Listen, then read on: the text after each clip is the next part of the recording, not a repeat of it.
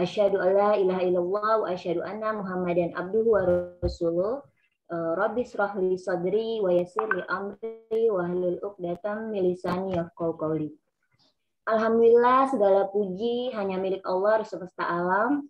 Dengan rasa syukur atas apapun yang telah kita terima hari ini, atas segala nikmat yang telah Allah berikan kepada kita.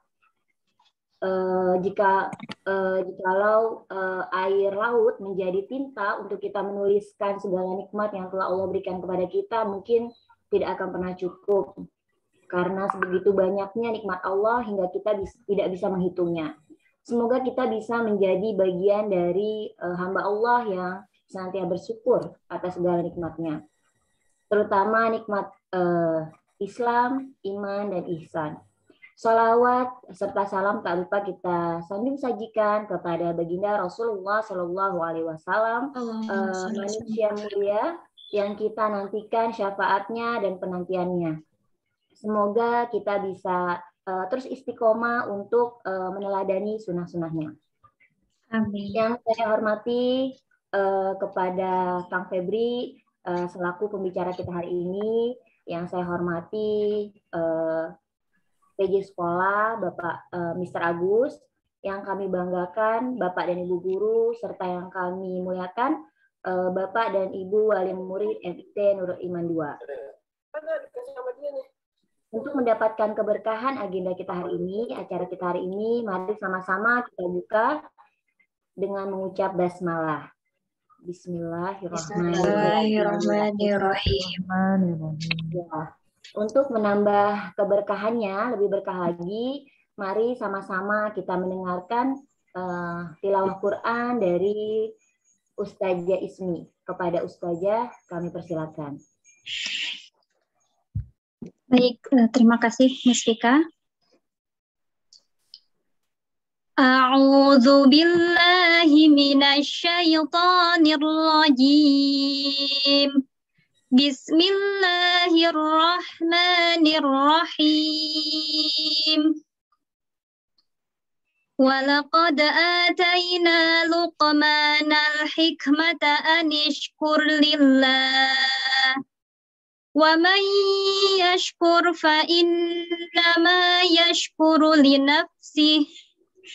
Wa man kafara fa innallaha ghaniyyun hamid. Wa idh qala Luqmanu libnihi wa huwa ya'iduhu ya bunayya la tusyrik billah inna syirka la dzulmun 'adzim.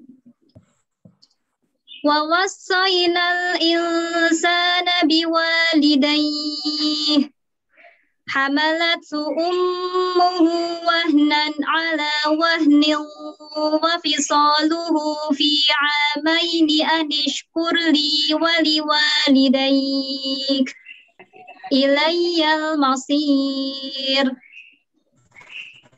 Wa in jahadaka ala an tusyrika bima laysa laka bihi ilmun fala tuti'huma wa sahibhuma fid dunya ma'rufa wattabi' sabila man anaba ilayya summa ilayya marji'ukum fa unabbi'ukum bima kuntum ta'malun. Sadaqallahul azim. Terima kasih kepada Ustazah Ismi, jazakillah khairan katsir. Semoga kita yang mendengarkan dan yang membacanya mendapatkan keberkahan dari Allah Subhanahu wa taala. Amin amin ya rabbal alamin. Sebelum kita masuk ke acara inti hari ini, mari sama-sama kita simak sambutan dari PJ sekolah kita, Mr. Agus. Kepada Mr. Agus, dipersilakan. Baik, terima kasih Miss Vika. Bismillahirrahmanirrahim. Assalamualaikum warahmatullahi wabarakatuh. Waalaikumsalam warahmatullahi wabarakatuh. Alhamdulillahirabbil alamin. Nahmaduhu wa nasta'inuhu wa nastaghfiruh wa na'udzu billahi min shururi anfusina wa min sayyiati a'malina. May yahdihillahu fala mudhillalah wa may yudlilhu fala hadiyalah. Asyhadu an la ilaha illallah wa asyhadu anna Muhammadan abduhu wa rasuluh la nabiyya ba'da. Kami hormati Kang Febria Fajri atau biasa disebut Kang Fajri atau Kang Febri. Alhamdulillah sudah hadir bersama kita. Kemudian ayah bunda yang alhamdulillah menyempatkan waktunya untuk bersama kita menimba ilmu parenting, ilmu orang tua yang mungkin kita tidak diajarkan sebelumnya di bangku sekolah. Kemudian Miss ya, Bapak Ibu guru yang hadir hari ini, terima kasih juga bisa mendampingi bersama orang tua dan murid. Perlu kami sampaikan bahwa acara kita pada pagi hari ini itu berangkat dari fenomena. Jadi penelitian terbaru itu, ya Bunda sekalian, setelah kita menjalani belajar daring kurang lebih hampir 1,5 tahun ya, itu ada 4 masalah utama yang berkembang ya. Pertama itu adalah hampir 56% itu dari Foundation Tanoto itu penelitiannya meliputi ribuan guru dan ribuan murid, ribuan orang tua, itu menyimpulkan 56% orang tua merasa tidak sabar menghadapi kondisi anaknya, konsentrasi anaknya, dan kemampuan anaknya. Kemudian masalah yang kedua adalah banyak orang tua, termasuk saya juga orang tua, jadi mungkin merasakan juga bahwa kadang kita untuk menjelaskan kepada anak itu kurang bisa. Kita paham, tapi kurang bisa menjelaskan. Dan masalah yang ketiga, kita bahkan kurang paham. Masalah ketiga itu kita materinya kurang paham, bagaimana mungkin kita bisa menjelaskannya. Nah, yang terakhir adalah masalah efek dari pembelajaran daring ini, yaitu kecanduan gadget ya. Banyak di antara anak-anak kita itu setelah belajar mungkin sebentar, tapi mainnya itu lebih lama daripada belajarnya, dan kadang susah dihentikan, lupa waktu, lupa makan, lupa sholat. Jadi ini yang dimaksud dengan kecanduan. Inilah yang mungkin akan kita dalami ilmunya melalui Kang Febri ini. Mudah-mudahan kita ada pencerahan. Jadi ayah bunda sekalian, inilah yang kita hadapi. Emang situasi kita saat ini seperti ini. Mudah-mudahan kita tetap bersabar, tidak mengeluh, karena kita ingin mengingat kembali kata-kata dari Imam Syafi'i. Beliau pernah menyampaikan, man lam yaduk murrat ta'allumi tajarra'u dhilla jahli kull hayatihi. Jadi barang siapa yang tidak bersabar dalam menuntut ilmu, maka dia akan menanggung pahitnya kebodohan sepanjang hidupnya. Jadi ini adalah kepahitan-kepahitan yang mungkin kita akan rasakan oleh kita, anak-anak kita, termasuk kita yang mengajarkan kepada anak-anak kita. Itu mungkin ada tantangan-tantangan tersendiri, ada hambatan-hambatan kendala, termasuk di daring ini sangat banyak, mungkin juga jaringan, sinyal, ataupun device, termasuk sarana dan prasarana mungkin terbatas. Ya, itu bagian dari kendala, itu yang harus kita hadapi dengan sabar, yang menurut Imam Syafi'i tadi adalah bagian yang harus kita harus tambahkan untuk menjalaninya. Mudah-mudahan pahitnya kita dalam penuntutan ilmu, memberikan ilmu dan mengajarkan ilmu kepada anak-anak kita, memberikan kemanisan di akhirnya nanti masa depannya. Itu ayah bunda sekalian. Terakhir kami ingin menginformasikan bahwa mungkin nanti hari Kamis tanggal 28 Oktober ini ada surat dari pemerintah Kota Depok, ada sampling. Jadi pemerintah akan masuk ke sekolah-sekolah untuk meneliti, untuk mencoba mengetahui apakah PTM yang baru kita laksanakan sekitar 3 pekan ini, apakah ada pengaruh dalam dampak COVID-nya atau tidak, adakah jumlah terpapar COVID bertambah atau tetap atau berkurang, ini akan diteliti. Jadi ada akan datang petugas kepada sekolah kita dari puskesmas dan dari laboratorium, akan ambil swab antigen sebanyak 40 warga sekolah. 40 warga sekolah. Itu diantaranya 80% dari siswa dan 20% dari guru. Nanti akan disampaikan siapa saja yang terpilih ya secara random itu nanti akan disampaikan melalui wali kelas ya. Ini dalam rangka untuk mengetes apakah PTM ini efektif atau akan diteruskan atau tidak. Mudah-mudahan sehat semuanya, kita akan bertambah PTM-nya ya, mudah-mudahan kita sehat semuanya. Itu yang kami sampaikan Miss Vika pada kesempatan kali ini. Silakan ayah bunda kita ambil perhatian kepada Kang Febri untuk bertanya ataupun mungkin mengadukan masalahnya nanti ketika setelah Kang Febri menyampaikan materinya. Sekian, assalamualaikum warahmatullahi wabarakatuh. Waalaikumsalam warahmatullahi wabarakatuh. Jazakumullah yang kasir kepada Mr. Agus atas sambutannya. Terima kasih kepada ayah bunda yang sudah hadir hari ini, sudah mulai banyak yang hadir. Terima kasih atas waktunya sudah menyempatkan hadir di acara kita hari ini. Semoga kita sebagai orang tua bisa sama-sama belajar untuk menjadi orang tua yang lebih baik lagi setiap harinya.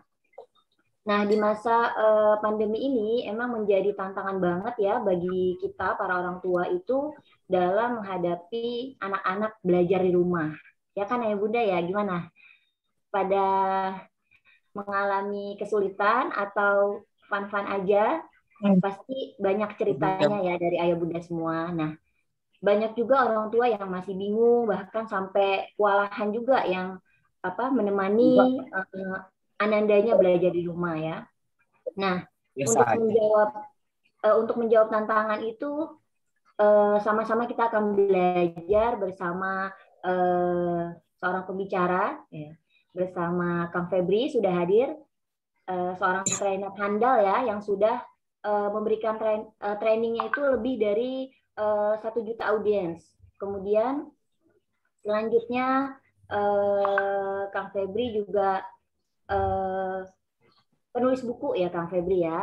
Nah, kepada Pak Agus boleh di-share videonya. Nah. Oh, ini kurikulum vitae dari Kang Febri ya. Beliau bernama lengkap Febria Fajri. Nama bekennya kita panggil dengan Kang Febri. Nah, beliau adalah seorang motivator yang telah melanglang buana ya. Seorang motivator yang mengiringi seminar dan training di berbagai penjuru. Nah, berikut ini kurikulum vitae-nya Bapak dan Ibu. Kita akan belajar banyak bersama beliau. Jadi ayah bunda yang ingin bertanya nanti dipersilahkan setelah materi disampaikan. Nah, Masya Allah luar biasa, ada penulis buku, terus memiliki banyak pengalaman ya dalam seminar, training. Lanjut ke videonya, Mr. Agus.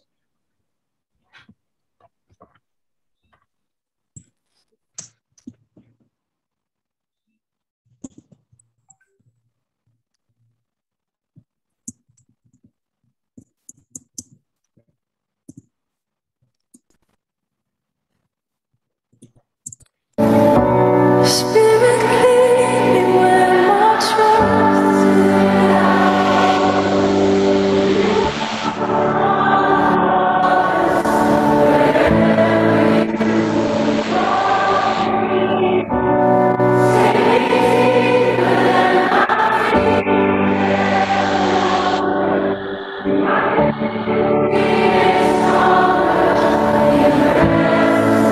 where the currents collide.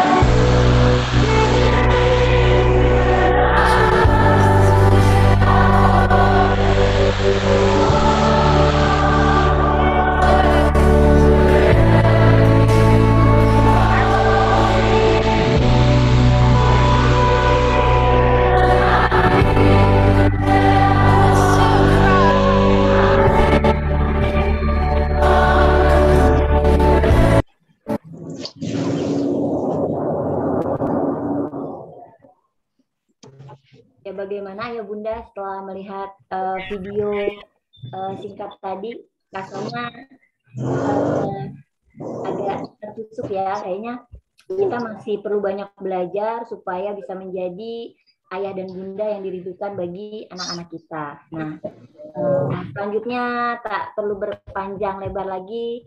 Mari kita sambut pembicara kita hari ini, Kang Febri. Kepada Kang Febri, kami persilahkan.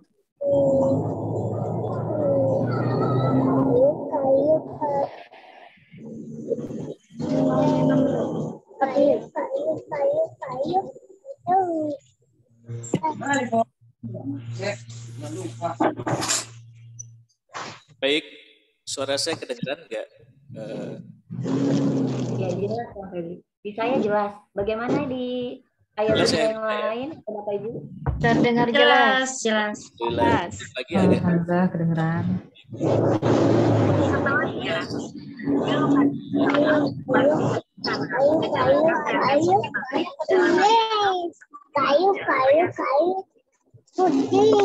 Bisa dijadikan host nggak?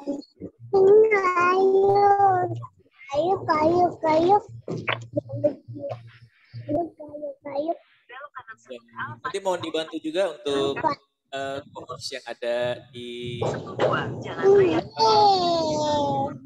suara-suara yang bocor ya. Mungkin nggak. Baik, Kang Febri. Oke, baik. Bismillahirrahmanirrahim. Alhamdulillahirrahmanirrahim. Allazi khalaqal mauta wal hayata liyabluwakum ayyukum ahsanu amala. Asyhadu an la ilaha illallah wa la syarikalah wa asyhadu anna Muhammadan abduhu wa rasuluh la nabiyya ba'da. Allahumma shalli ala sayyidina Muhammad wa ala ali sayyidina Muhammad fil alamin innaka majid. Baik, alhamdulillah ayah bunda yang sama-sama dirahmati oleh Allah Subhanahu wa taala. Semoga kita semua Allah selalu berikan kesehatan dalam kehidupan kita, Allah berikan keberkahan kita, Allah jaga anak-anak kita, dan Allah jaga kesabaran kita untuk mendidik anak kita. Baik, Assalamualaikum warahmatullahi wabarakatuh. Waalaikumsalam warahmatullahi wabarakatuh. Boleh lebih lanjut, saya dijadikan co-host. Sudah, Kang? Belum, saya belum dijadikan co-host. Oh ya, sudah. Sudah ya. Oke, baik, terima kasih, dan saya izin mute seluruh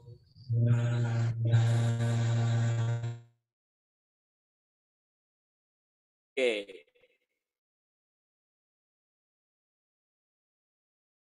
Nah, baik Bunda sekalian, alhamdulillah bahagia sekali hari ini bisa silaturahim dengan ayah bunda. Mudah-mudahan silaturahim kita ini sama-sama memberikan manfaat. Mudah-mudahan silaturahim ini sama-sama memberikan inspirasi, motivasi, dan saling menyemangati kita satu sama lainnya. Ya.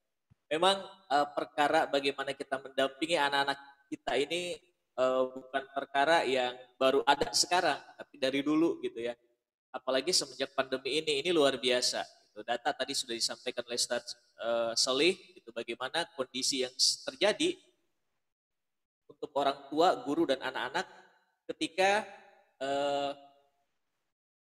agenda ataupun ketika belajar itu dari rumah gitu ya. Anak-anak merasakan bagaimana stresnya, orang tua juga merasakan bagaimana stresnya gitu. Nah, oleh karenanya ayah bunda sekalian, kita berdoa sama-sama semoga forum ini bisa saling menyemangati, bahan buat kita ataupun sarana buat kita untuk saling menyemangati satu di antara satu dengan yang lainnya. Baik ayah bunda sekalian, alhamdulillah kita bisa mulai. Oke, terlihat? Terlihat. Terlihat. Oke, baik, terima kasih. Jadi silakan direspon pertanyaan saya via chat ya. Silakan direspon pertanyaan saya via chat. Nanti kita pengennya interaktif, ada beberapa hal yang ingin saya tanyakan. Yang saya hormati, mohon maaf lupa tadi menyapa Ustadz Solih, para Bapak dan Ibu guru yang luar biasa hari ini mendampingi ayah bunda sekalian. Ya, semoga pertemuan kita kali ini juga menjadi sebab pertemuan kita di surga Allah kelak. Ya, amin. Jadi kita hari ini bertemu sama-sama di sini. Nah, besok di surga Allah juga kita saling bertemu kembali. Hari ini kita bertemu dalam rangka kebaikan. Di surga juga kita insya Allah akan bertemu untuk sesuatu yang baik. Ya. Baik ayah bunda sekalian, di awal saya mau nanya dulu dong. Mau nanya dulu kalau masalah belajar ini tidak terlepas dari pendidikan. Ya. Yang paling penting buat anak-anak itu, ini boleh dijawab ya Bunda ya. Yang paling penting buat anak-anak itu belajar atau sekolah ya Bunda ya. Ayah yang hadir di sini. Yang paling penting anak-anak itu belajar atau sekolah? Boleh dijawab? Belajar. Belajar, terima kasih. Belajar, di chat juga udah cukup banyak yang jawab belajar. Pentingan belajar atau sekolah yang lebih penting buat anak-anak itu? Belajar. Oke. Kalau kita artikan belajar dalam bahasa Inggris itu ada dua, studying dan learning. Nah, sekarang pertanyaannya, belajarnya yang kita maksud ini studying atau learning, Bunda? Pernah dengar istilah learning, pernah dengar istilah studying ya? Ya anak-anak studi apa learn bagusnya? Learning. Oh learning, luar biasa. Betul ya learning ya? Learning. Keduanya berkaitan, betul. Walaupun nanti keduanya saling berkaitan antara studying dan learning. Tapi belajar mana yang kita maksud nanti akan kita lihat. Kenapa? Ini terkait dengan konsep awal kita. Karena kalau di awal kita udah sepakat, kita sama-sama enak untuk menggambarkan ke depannya bagaimana pola pembelajaran anak dan yang lain-lainnya. Oke, berikutnya mohon dijawab. Yang lebih penting, atau bukan yang lebih penting ya, tanggung jawab utama pendidikan ya. Kalau menurut ayah dan bunda, tanggung jawab utama pendidikan itu adanya di siapa ya? Penanggung jawab utama pendidikan. Boleh lagi dijawab via chat? Orang tua. Orang tua. Ada lagi? Silakan. Jawabnya for everyone aja ya, nggak usah japri ke saya. Nggak usah direct message. Orang tua. Oh ada yang spesifik, malah ayah. Luar biasa. Sudah? Oke, alhamdulillah. Nah, baru di sini kita mulai. Kalau tadi data mengatakan, kenapa nih banyak yang stres? Kenapa kita sebagai orang tua akhirnya tingkat stres kita tinggi saat menghadapi anak-anak belajar dari rumah? Atau istilahnya apa ya? BDR. Saat menghadapi anak BDR, saat menghadapi anak PJJ, itu tingkat stres orang tua tinggi, terutama para bunda yang mendampingi anak-anak. Kenapa bisa seperti itu? Kalau saya ingin menceritakan bagaimana pengalaman saya dulu ya. Pengalaman saya ketika awal-awal masa PJJ. Maret 2020 itu kan kita PJJ dan kita kaget semua. Termasuk sekolah. Betul ya? Sekolah kaget. Kenapa? Karena nggak ada persiapan. Tahu-tahu langsung diminta untuk semua belajar di rumah. Kantor juga kaget. Kantor juga kaget. Terus pelaku-pelaku ekonomi juga kaget. Kenapa? Karena memang diminta lockdown terbatas. Terutama daerah Jabodetabek waktu itu. Lockdown terbatas, semua diminta di rumah gitu untuk menghindari virus yang menyebar. Nah, justru ketika awal-awal masa PJJ itu saya agak semangat untuk mendampingi anak-anak saya gitu. Karena memang sekolah belum punya pola bagaimana PJJ, kurikulum juga belum ada gitu. Adanya kurikulum rata-rata di sekolah itu semester awal ya, Juli 2020 kalau nggak salah ya.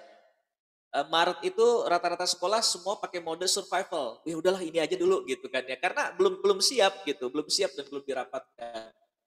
Nah, saat itu tuh saya kumpulin anak-anak dan saya bilang, insya Allah Abi akan jadi gurunya. Ya Abi akan jadi gurunya, 7:30 kita udah start, ya buka kelas dan segala macam. Nanti ketika ada tugas sekolah dan yang lain-lain baru masuk ke kelasnya masing-masing. Jadi buka kelasnya itu saya yang buka kelas. Gitu. Buka kelas itu saya. Tapi itu cuma sebentar, karena lama-lama energi habis. Sampai akhirnya, ini terkait dengan mindset ya Bunda sekalian.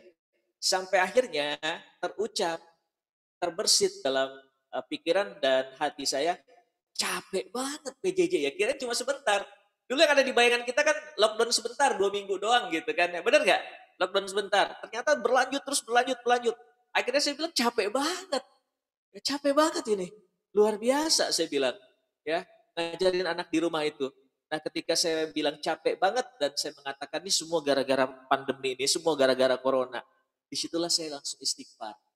Ya, mudah-mudahan kita bisa ngelihat ini bareng-bareng ya. Kenapa kita istighfar? Istighfar yang pertama adalah adanya corona, adanya pandemi kemarin ini nih, alhamdulillah sekarang hampir selesai, insya Allah pandeminya. Itu tidak lepas dari pengetahuan Allah Subhanahu Wa Taala. Allah pasti tahu. Sepakat ya Bunda ya, Allah pasti tahu itu pandemi. Dan bisa jadi itu adalah bagian dari rencana Allah Subhanahu Wa Taala. Karena tidak ada sesuatu pun di dunia Allah tidak tahu. Sebut lagi jalan rombongan, ada satu yang kepleset, Allah tahu. Allah tahu, daun dimanapun dia berguguran, Allah tahu gitu. Apalagi pandemi sebesar ini, Allah tahu. Dan bisa jadi ini ya, memang skenario Allah. Virus itu juga makhluk Allah yang memang Allah utus gitu untuk kita. Jadi ketika saya mengatakan, ini semua gara-gara pandemi, semua gara-gara corona. Jangan-jangan secara nggak langsung saya mengatakan ini gara-gara Allah turunkan corona nih. Efeknya di situ ya. Jadi hari ini ketika kita ngomong ini gara-gara pandemi, semua gara-gara corona, semua itu nggak akan mengubah coronanya kan. Tapi yang saya khawatirkan, yang kita khawatirkan bersama adalah ketika ngomong seperti itu, kita nggak terima skenario yang telah Allah tetapkan untuk kita. Sampai sini nggak ya? Kita nggak menerima skenario itu.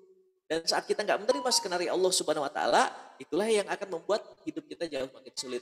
Itu yang pertama ya. Itu yang pertama. Yang kedua, ketika saya mengatakan, aduh susah banget nih PJJ ini ya. Jangan-jangan selama ini saya keenakan. Keenakan apa? Keenakan jadi orang tua tuh. Bayar uang masuk ke sekolah, bayar tiap bulannya, saya serahkan semuanya ke sekolah. Padahal itu adalah tanggung jawab saya, pendidikan anak-anak. Mind system dalam pendidikan itu adalah orang tua. Sementara guru-guru, sekolah, madrasah, tempat les, tempat kursus, tempat di mana anak mengupgrade potensinya, pesantren, dan segala macamnya, itu sebenarnya cuma supporting system. Jadi sistem utama itu ada di kita yang punya sistem utama. Ya, termasuk lingkungan rumah di sekitar itu supporting system. Harusnya saya bertanggung jawab terhadap anak saya, tapi karena saya nggak memiliki kemampuan untuk mengupgrade anak saya, untuk mendidik secara full anak saya harus nyari partnernya itu sekolah. Tapi yang tanggung jawab siapa? Saya. Makanya saya harus punya visi dan saya akan cari sekolah yang satu visi dengan saya. Nah istighfarnya kita gimana? Istighfarnya saya ya. Istighfarnya saya kenapa? Istighfarnya saya jangan-jangan, ya ini selama ini saya menyerahkan tanggung jawab pendidikan kepada sekolah. Padahal Allah tagihnya ke kita nanti. Sampai sini oke ya. Jadi wajar akhirnya saat di rumah itu kita merasa stres sendiri karena kita nggak merasa itu tanggung jawab kita gitu. Ya, pendidikan di sini bukan cuma bagaimana ngajarin matematik dan segala macamnya ya, itu partner kita ada guru, tapi tanggung jawab bagaimana anak ini berkembang. Tanggung jawab anak ini berkembang baik secara pemikirannya, secara fisiknya, secara naluriahnya, bakat dan segala macamnya itu adanya di rumah. Itu adanya di rumah. Nah, kalau muncul kesadaran ini ya, bahwasanya pendidikan adanya di rumah, akhirnya ayah bunda sekalian, kita akan lebih enteng. Kayak kerja, kenapa kita mau kerja? Kenapa ada orang kerja sampai jam 2 pagi gitu kan? Kayak teman saya tuh kemarin ditagih, mana proposal udah jadi belum? Ya ini lagi dikerjain, beresnya jam 2 pagi. Kenapa dia mau sampai seperti itu dan gak merasa terbebani? Dia sadar itu tanggung jawab dia. Dia sadar itu tanggung jawab dia.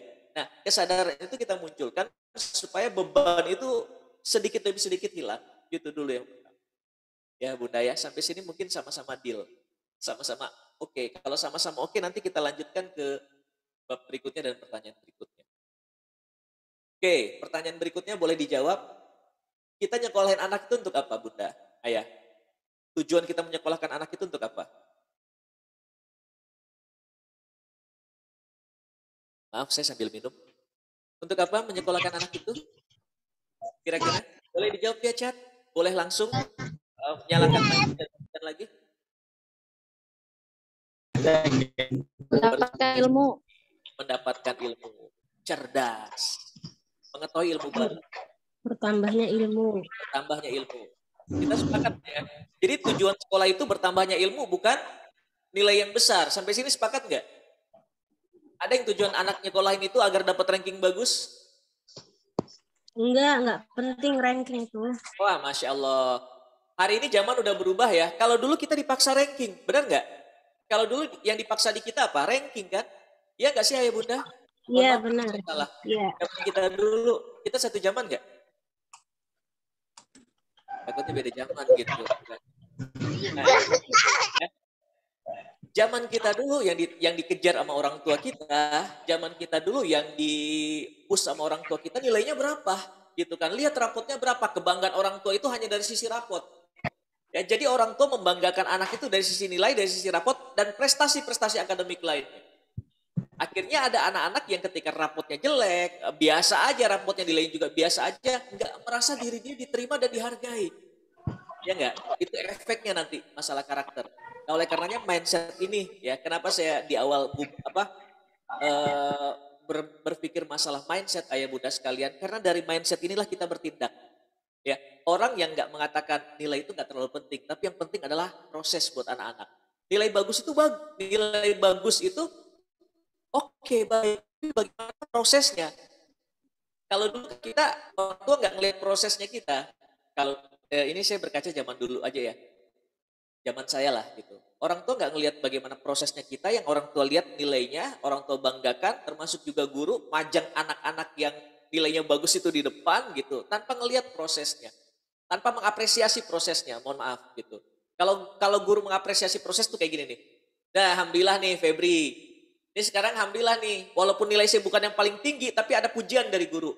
Nah kemarin tuh dia remedial, kemarin nilainya 5. Sekarang alhamdulillah nih, ibu lihat udah kerja keras dia. Sekarang alhamdulillah dapat nilai 7. Walaupun banyak yang nilainya 8 dan 9, tapi apresiasi tetap saya dapatkan. Kenapa? Karena ada perkembangan. Dari 5 ke 7. Ada perkembangan, bukan cuma dari 5 ke 7-nya ya, bukan cuma sekedar nilainya. Ada perkembangan dari sisi mau belajar, mau kerja keras. Gitu. Nah itu beda nanti. Ya tetap diapresiasi kerja kerasnya. Alhamdulillah yang ibu lihat, walaupun kamu remedial,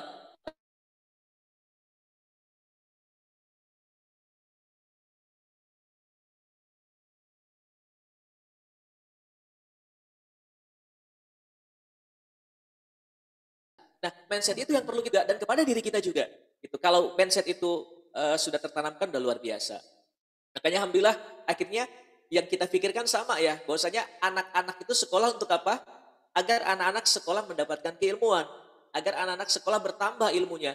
Ketika dia bertambah ilmunya, dia makin paham. Ketika makin paham, seharusnya banyaknya ilmu yang dia miliki itu semakin mendekatkan dia kepada Allah Subhanahu wa taala. Itu kan tujuan pendidikan ya. Benar ya? Yes. Semakin takjub dengan ya Allah, ternyata besar banget nih kuasanya Allah. Besar banget nih ternyata keajaiban gitu ya. Luar biasa nih. Kayak ada ilmuwan yang masuk Islam gara-gara besarnya kuasa Allah gitu kan. Ya Allah, ternyata ada di Al-Qur'an nih. Gitu, dan ternyata saya dapatkan setelah saya banyak belajar. Nah, banyaknya ilmu yang dimiliki oleh anak-anak, bertambahnya ilmu yang dimiliki anak-anak, harusnya bertambah juga keimanan dia kepada Allah Subhanahu wa taala. Itulah tujuan pendidikan. Bertambah juga kesadarannya, dan yang paling penting adalah bertambah juga manfaat dan karyanya dia. Jadi pendidikan itu adalah untuk bagaimana anak kita bisa berkontribusi besar kelak di peradabannya. Ya, jadi anak-anak itu kelak punya peran peradaban masing-masing, dan akhirnya dia punya kontribusi besar untuk peradabannya. Nah, hari ini, mohon maaf, masih banyak orang tua yang stres gara-gara anaknya nggak ngumpulin tugas.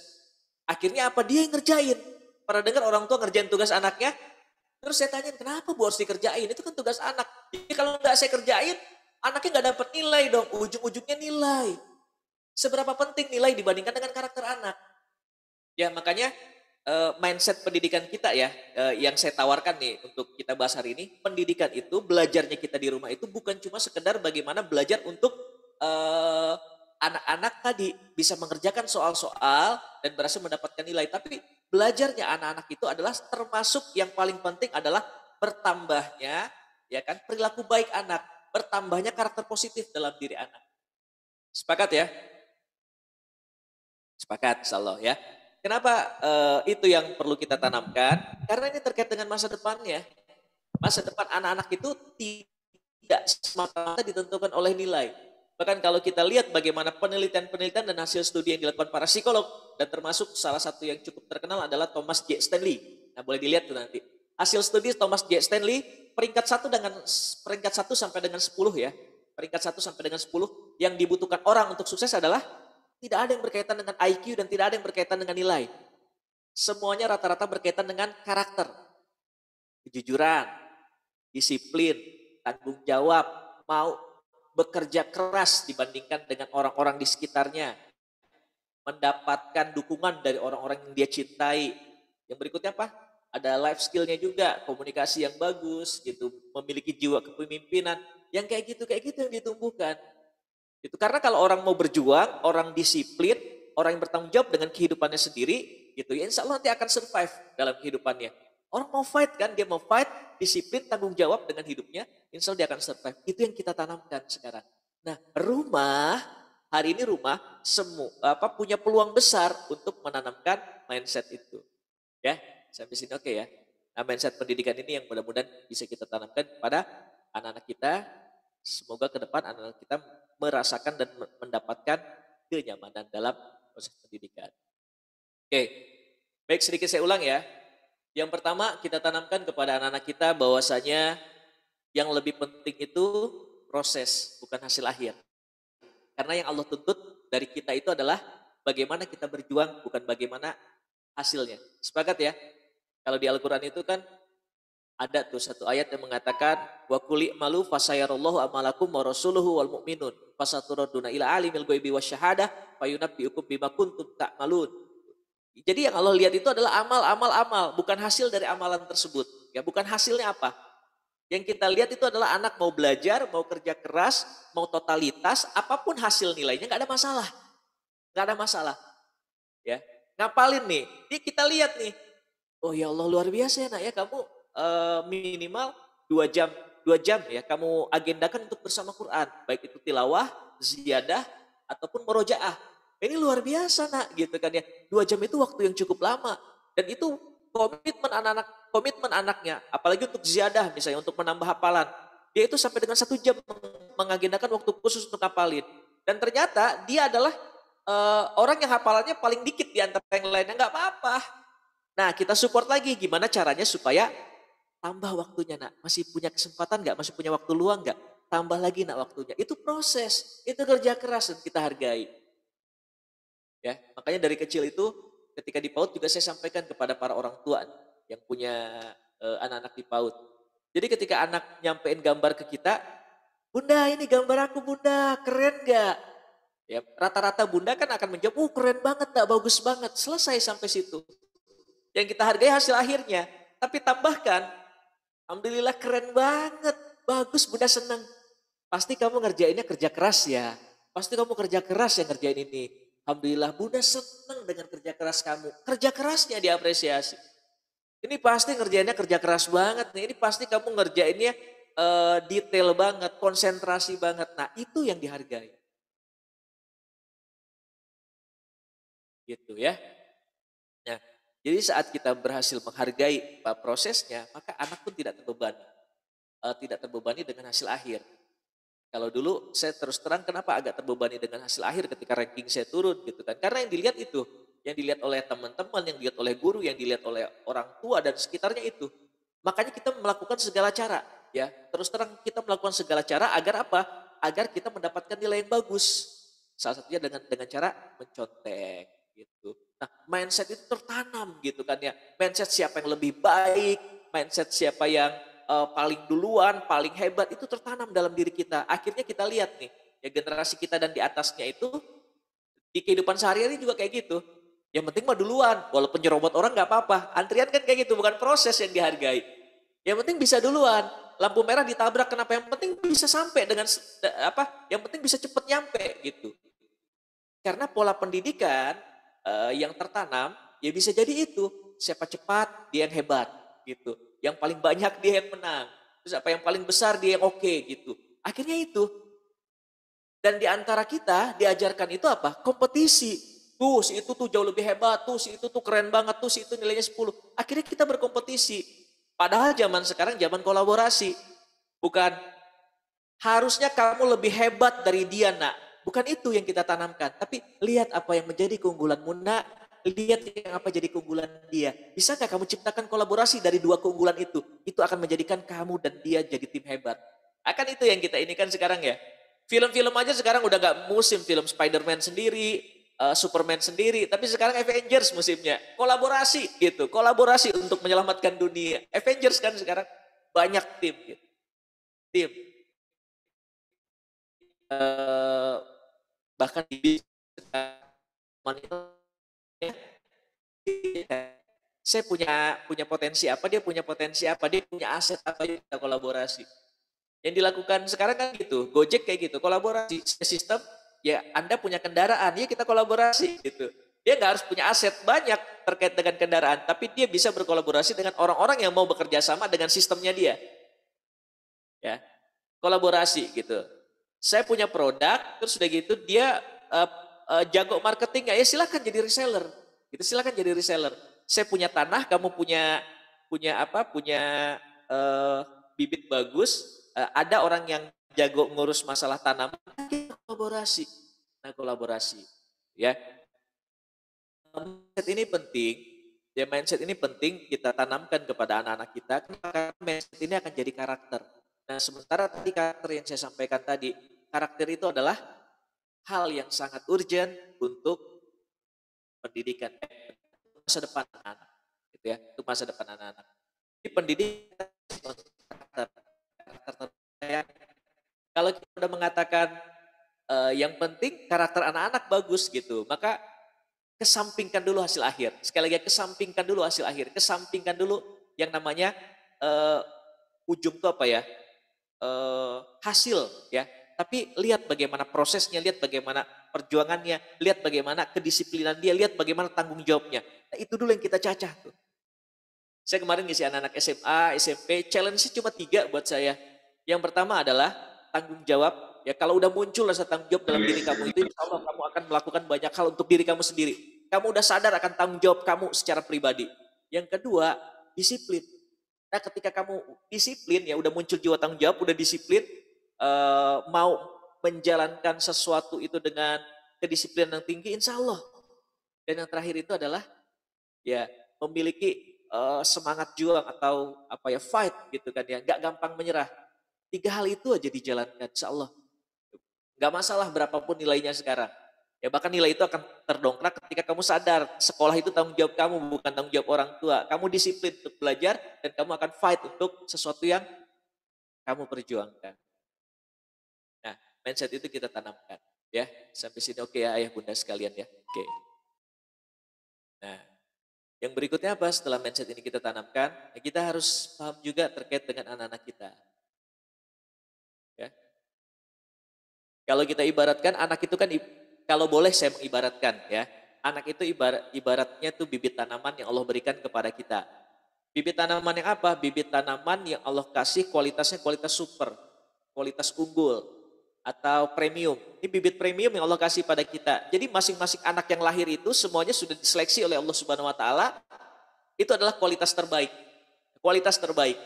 Nah, namanya kualitas terbaik kalau dia dirawat dengan baik, kalau dia dijaga dengan baik, itu dia akan tumbuh.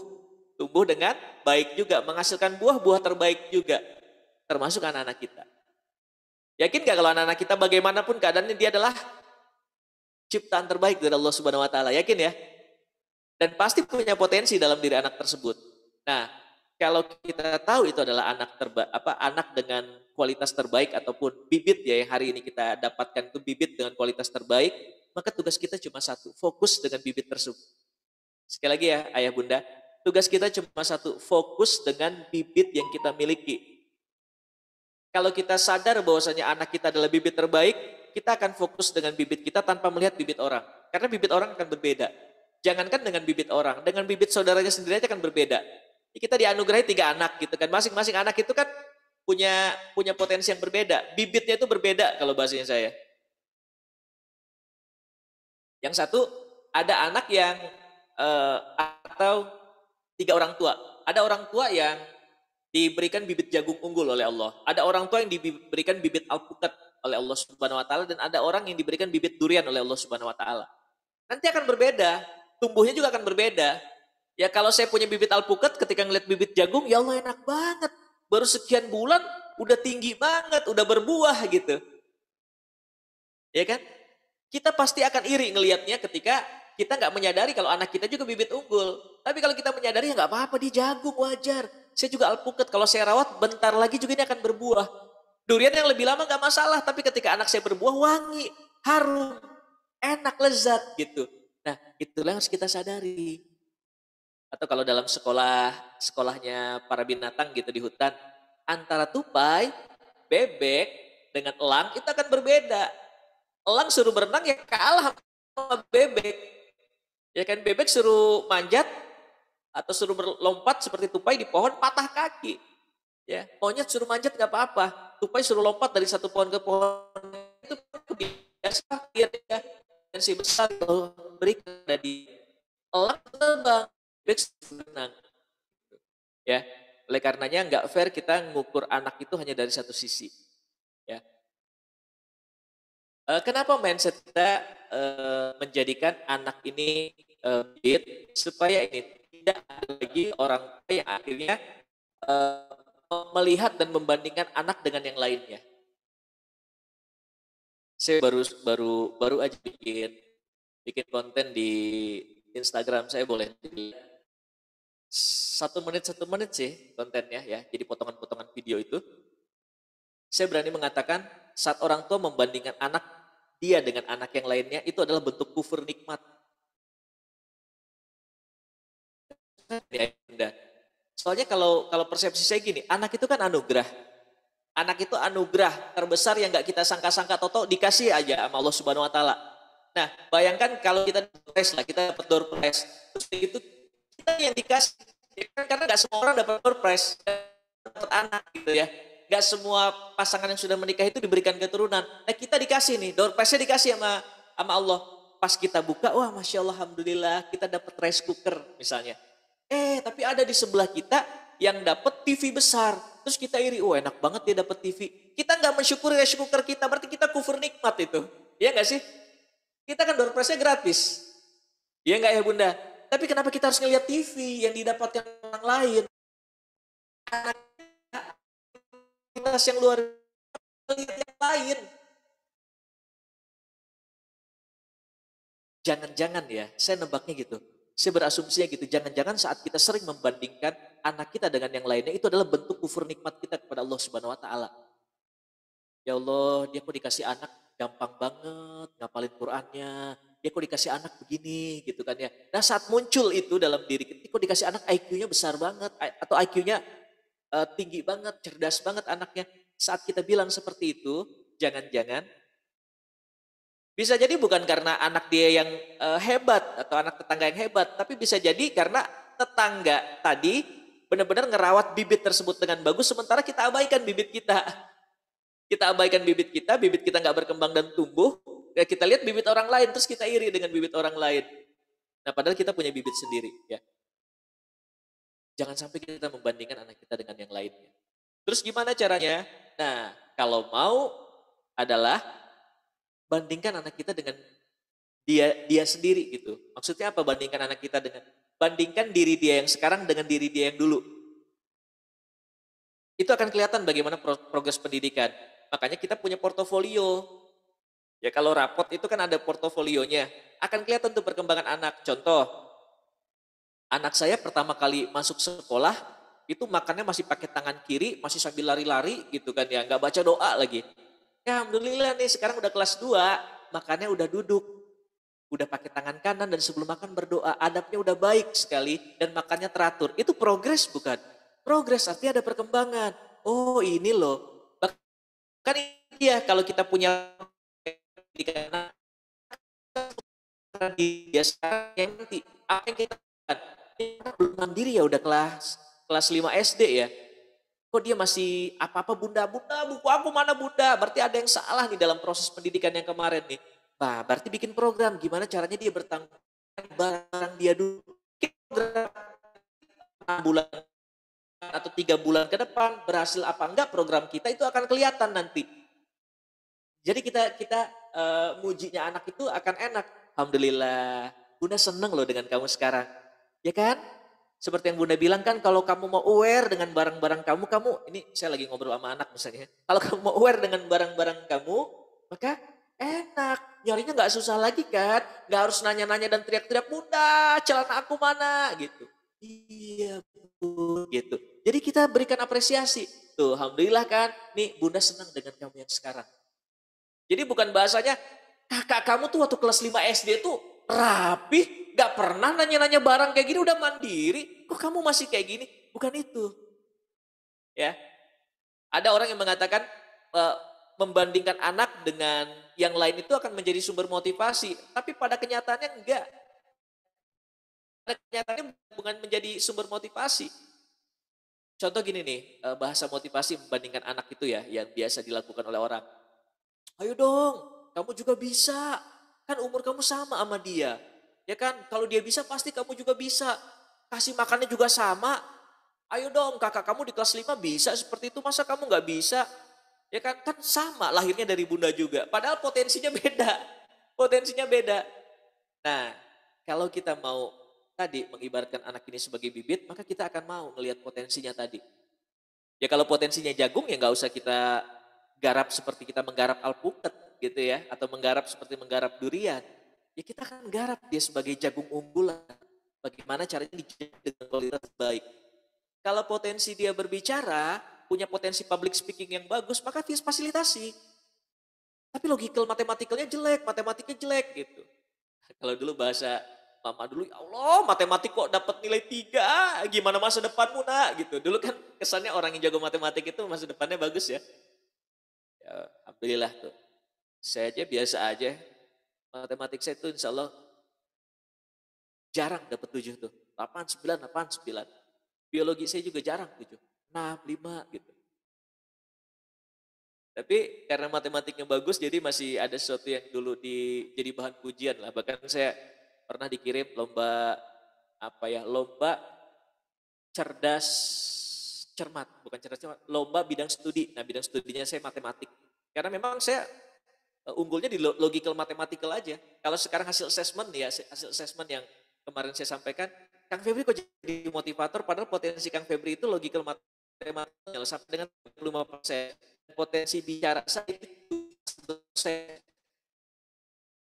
Jadi potensi komunikasi saya itu cuma 11% dibandingkan dengan logical mathematical gitu. Ini udah takdir Allah saya bilang. Kalau dari dulu tahu ya mungkin saya akan bergerak di bidang matematik. Gitu ya. Walaupun saya udah tahu sih semenjak SMA aja agak berubah karena SMA itu saya lebih senang sosial gitu kan, sosialisasi sama teman, nongkrong dan seterusnya. Nah, itu ya. Jadi kita akan lihat nih potensi mana yang berkembang, potensi anak ini apa dan kita akan kembangkan sesuai dengan itu. Kan nggak semua orang harus pinter matematik secara detail gitu ya, harus jago algoritma secara detail, harus jago kalkulus secara detail, nggak harus. Karena ketika kita beli sesuatu pun nggak pakai rumus matematik, tinggal bayar aja. Mau beli somai gitu, Bang, kalau somainya 2, tahunnya 3 kan 5.000, kalau somainya 5, tahunnya 1, berapakah harga satu somai gitu. Nggak kayak gitu juga kan ya, nggak pakai rumus persamaan linear juga, kita beli ya beli aja Bang, harganya berapa. Nah, banyak hal-hal yang pelajaran yang akhirnya di kehidupan nyata nanti itu lebih banyak kayak saya belajar kalkulus dan segala macam. Hari ini ketika bergerak di bidang training nggak terlalu terpakai gitu, nggak terlalu terpakai. Bukan berarti nggak penting, penting untuk menanamkan tanggung jawabnya. Contohnya ini anak nggak bakat matematik, udahlah nggak usah ngerjain PR matematik, nggak juga.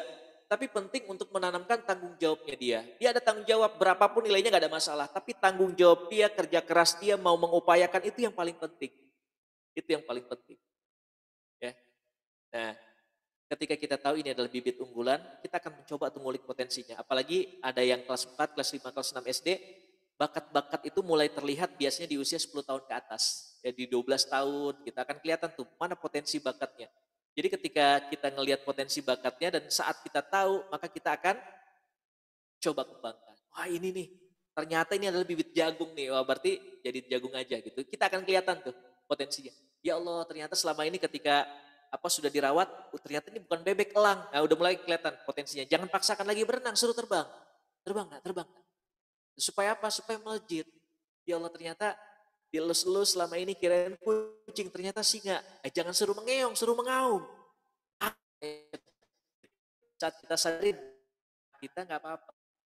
Akhirnya banyak bakat anak-anak yang atau terpendam dan nggak muncul-muncul, bisa jadi gara-gara perlu fasilitasi. Ada anak yang sebenarnya jago ngomong gitu kan ya. Bunda, aku mau cerita dong. Nah, ternyata suka bercerita. Ayah, aku mau cerita dong. Ternyata nggak difasilitasi. Kamu ngomong mulu, ini pusing bunda. Akhirnya dia ingin cerita nggak jadi. Potensi dia nggak berkembang. Di sekolah juga nggak terfasilitasi untuk dia berbicara, untuk dia storytelling gitu. Nah akhirnya karena nggak diasah lama-lama ya karatan potensi itu. Gitu ya ayah bunda ya. Oke berikutnya. Nah, ciptakan suasana rumah yang nyaman. Saat tadi udah 2 kali ya mindset saya sampaikan, mindset positif dan terkait dengan bibit tadi. Berikutnya adalah secara teknis. Secara teknis apa yang harus kita siapkan agar anak-anak merasakan nyaman? Agar anak-anak lebih bisa menikmati proses pembelajaran. Ciptakan suasana rumah yang nyaman. Kalau suasana rumah nyaman, suasana pembelajaran juga akan nyaman. Kalau suasana pembelajaran nyaman, pembelajaran juga akan jauh lebih maksimal. Nyaman dari sisi apa? Nyaman dari sisi fisik dan nyaman dari sisi psikis. Apa? Memang bisa kita siapkan ruang di mana dia belajar dengan nyaman, gak berantakan gitu ya. Bahkan kalau anak sudah besar, ajak dia untuk bertanggung jawab dengan ruang belajarnya. Ya, ruang belajarnya. Habis belajar, bereskan lagi. Nah, misalnya ruang tamu, ruang belajarnya gak apa-apa. Atau di kamar tidurnya, ruang belajarnya. Tapi habis belajar, bereskan lagi.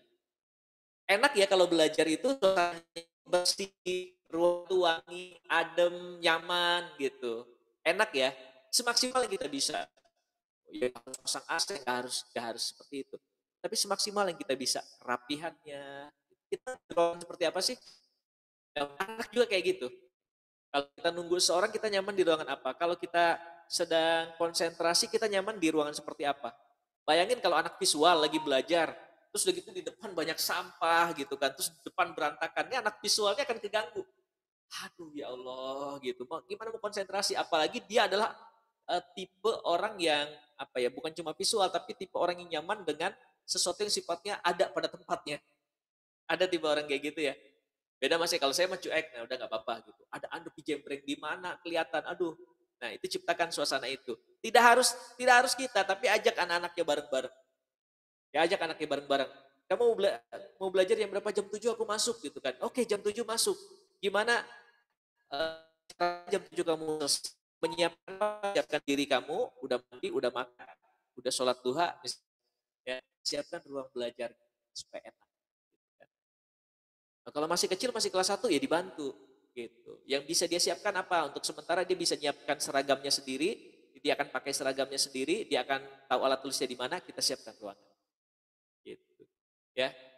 Tergantung nanti anaknya udah sampai mana kemandiriannya. Ya. Ciptakan suasana rumah nyaman. Suasana berikutnya yang membuat anak nyaman apa? Yaitu suasana psikisnya. Nah, ini penting banget. Ada anak-anak yang belajar itu nggak nyaman gara-gara nggak nyaman secara psikis gitu. Makanya pagi ketika anak-anak entah mau berangkat sekolah, entah itu dia di rumah, bikin secara psikis itu nyaman. Ya, nggak ada bentakan, nggak ada teriakan, nggak ada komunikasi yang sifatnya nggak nyaman. Kalau anak saya itu, kalau paginya nyaman, itu sampai dengan belajar itu enak gitu kan. Kenapa? Karena mood gitu belajarnya. Ayo udah jam 6. Ya, yuk siap-siap mandi. Siapa duluan nih yang mandi gitu. Bukan, ya Allah udah jam 6 juga, mau sekolah nggak sih? Ya Allah, kalau kayak gini mah mending gak usah sekolah. Nggak nyaman kan, pagi-pagi udah ada teriakan, pagi-pagi udah ada bentakan, pagi-pagi udah ada labeling. Males banget sih jadi anak tuh, udah ada labeling, itu nggak nyaman. Ciptakan dialog yang enak dengan anak tuh. Makanya di awal tuh kalau lebih enak tuh, supaya dialog itu muncul dengan baik, kalau saya membiasakan itu untuk membuat kesepakatan dengan anak. Kesepakatan ya. Udah habis liburan terus semester baru masuk, bikin kesepakatan. Model pembelajaran kita insya Allah pelajarannya masih daring di rumah. Misalnya ya, belajar masih daring di rumah. Dan seperti biasa 7:30 masuk kelas, kalian semua siap-siap gitu kan. Nanti Abi akan nge-backup apa yang bisa Abi backup. Bunda nanti masak sarapan tuh urusan Bunda. Gitu. Abi ngerapihin, saya ngerapihin yang lain. Kalian siapin diri kalian aja. Oke siap gitu. Jadi jam 6 itu saya udah mulai, sudah jam 6, ingetin ya, sudah jam 6, ayo ketokin kamarnya satu-satu. Terus di jam 6, siapa duluan yang mau mandi gitu kan. Nih, silahkan gitu. Ini ada 2 kamar mandi. Siapa yang mau di kamar mandi tempat Abi, siapa yang mau di kamar mandi kalian sendiri gitu, supaya nggak ngantri. Kalau udah 6:30, nah, nanti kan ketika udah jam 7 tuh udah pada siap semuanya kan, udah pada siap. Sarapan juga udah, silakan sarapan dulu. Jam 7 kurang 15 harus sudah kesepakatan kita lihat di 20 itu udah duduknya masing-masing, udah buka perangkatnya masing-masing. Kan ditanyain, udah masuk, udah belum di-admit sama host ya kan jam 7.30. Udah semuanya udah. Baru saya kerja tugas saya. Nah, ketika kesepakatan itu muncul, jadi cuma ngingetin doang gitu kan ya. Ayo kemarin janjinya apa? Gitu. Nah, kesepakatan itu yang kalau kami sih membiasakan, kita membiasakan untuk dibangun. Sama ketika PTM juga, alhamdulillah nih sekarang ada PTM gitu. Enaknya gimana ya? Masuknya sehari, masuk sehari enggak gitu. Nah, masuknya diselang-seling, kadang kakak masuk, kadang ini. Abi harus nganterin kakak. Nah, ketika Abi harus nganterin kakak, Abi berangkatnya harus pagi gitu kan ya. Maka apa yang harus kita lakukan? Nah, ada kesepakatan tuh. Gitu kan. Berarti orang yang PTM, karena jarak saya dengan sekolah itu 30 menit, bahkan 10 menit gitu kan ya. 30 menit lah ya. Berarti kan berangkatnya harus lebih dulu. Berarti yang PTM, ya yang belajar di sekolah harus siap lebih awal. Harus siap lebih awal. Nah, itu kita sepakatin. Ketika udah kesepakatin, tinggal ngingetin aja, tinggal ngasih motivasi dan support. Gitu. Nah, pagi ini akan membuat suasana hati itu enak. Ya, kalau suasana hati enak itu, coba kalau pagi gerabak gerubuk itu luar biasa. Kan suasana hati gak nyaman, pikiran juga pusing, kesel. Ya kalau kesel udah gak mood gitu. Bunda ngomong mulu nih Bunda bikin bete nih aku belum apa-apa udah dimarahin masih gini doang gak boleh ya kan mau santai-santai dikit Bunda suruh mandi, Bunda juga belum mandi, akhirnya yang muncul kayak gitu. Akhirnya yang muncul berdebat dengan anak, yang muncul teriak-teriakan dengan anak. Nah, ini dihindari Bunda, dihindari. Kenapa saya bilang Bunda? Karena biasanya Bunda nih yang ngurus anak-anak, ayah udah berangkat kerja juga gitu. Kalau masih ada ayah, dua-duanya. Ya, dua-duanya. Kalau di kita karena saya ada di rumah, yang menyiapkan, merapikan, bahkan membangunkan anak itu, ketika kebiasaan itu udah berlanjut, itu lebih nyaman. Ya, ketika kebiasaan itu udah lanjut, nyaman. Kebiasaan itu udah menjadi sebuah rutinitas, ini udah nggak jadi beban. Itu udah nggak jadi beban lagi. Awal pembiasaan luar biasa. Kayak alhamdulillah nih ya, ketika selama masa-masa PJJ ini ada satu kebiasaan yang sampai sekarang gitu, dan itu udah nggak jadi beban. Bahkan ketika saya nggak ada pun masih zikir pagi dan sore. Kalau sore setengah 70-30 lah ya. Kadang ketika saya nggak ada itu nggak melaksanakan. Tapi zikir pagi dan sore itu rutin kita. Habis subuh itu nggak ada lagi yang tidur. Gitu kan. Zikir semuanya zikir bareng-bareng kita lama suratan bareng. Dan itu nggak jadi beban. Sampai anak saya yang umur 7 tahun itu hafal tanpa ngapalin. Kita suruh minta gantian siapa yang mimpin gitu kan ya. Tanpa harus buka gitu kan. Kenapa? Karena masing-masing kita insya Allah udah sama-sama hafal zikir surat. Nah itu udah jadi kebiasaan. Bahkan anak saya ketika dia di di boarding kan ya. Salah satu programnya adalah Qiyamul Lail. Nah, karena untuk nemenin dia Qiyamul Lail, kita semua bangun rame-rame. Nah, saat dia udah keluar dari saat dia udah masuk boarding lagi, dan insya Allah setiap harinya juga termasuk anak yang usia 7 tahun itu, malah dia yang ngebangunin. Bi, tahajud nggak bi, tahajud nggak bi. Gitu. Nah, itu dari kebiasaan yang kita ciptakan, maka kebiasaan itu akan menjadi karakter. Ya, kalau udah jadi karakter, udah jadi kebiasaan dan rutinitas, insya Allah itu nggak jadi beban lagi, insya Allah. Ya. Biasakan dengan pagi yang nyaman. Oke, berikutnya adalah baik, saya izin untuk 10 menitan lagi ya. Karena kan setengah jam waktunya saya sampai 9. Mungkin agak lebih dikit gak apa-apa ya. Ustaz Salih ya. Mudah-mudahan gak terlalu banyak. Nanti kita lebih banyak diskusi insya Allah. Jadilah orang tua bahagia. Ini penting. Kenapa? Karena tadi orang tua bahagia ini akan menciptakan suasana yang nyaman tadi. Dan orang tua bahagia inilah yang akan menciptakan begitu banyak kebaikan-kebaikan buat anak-anaknya.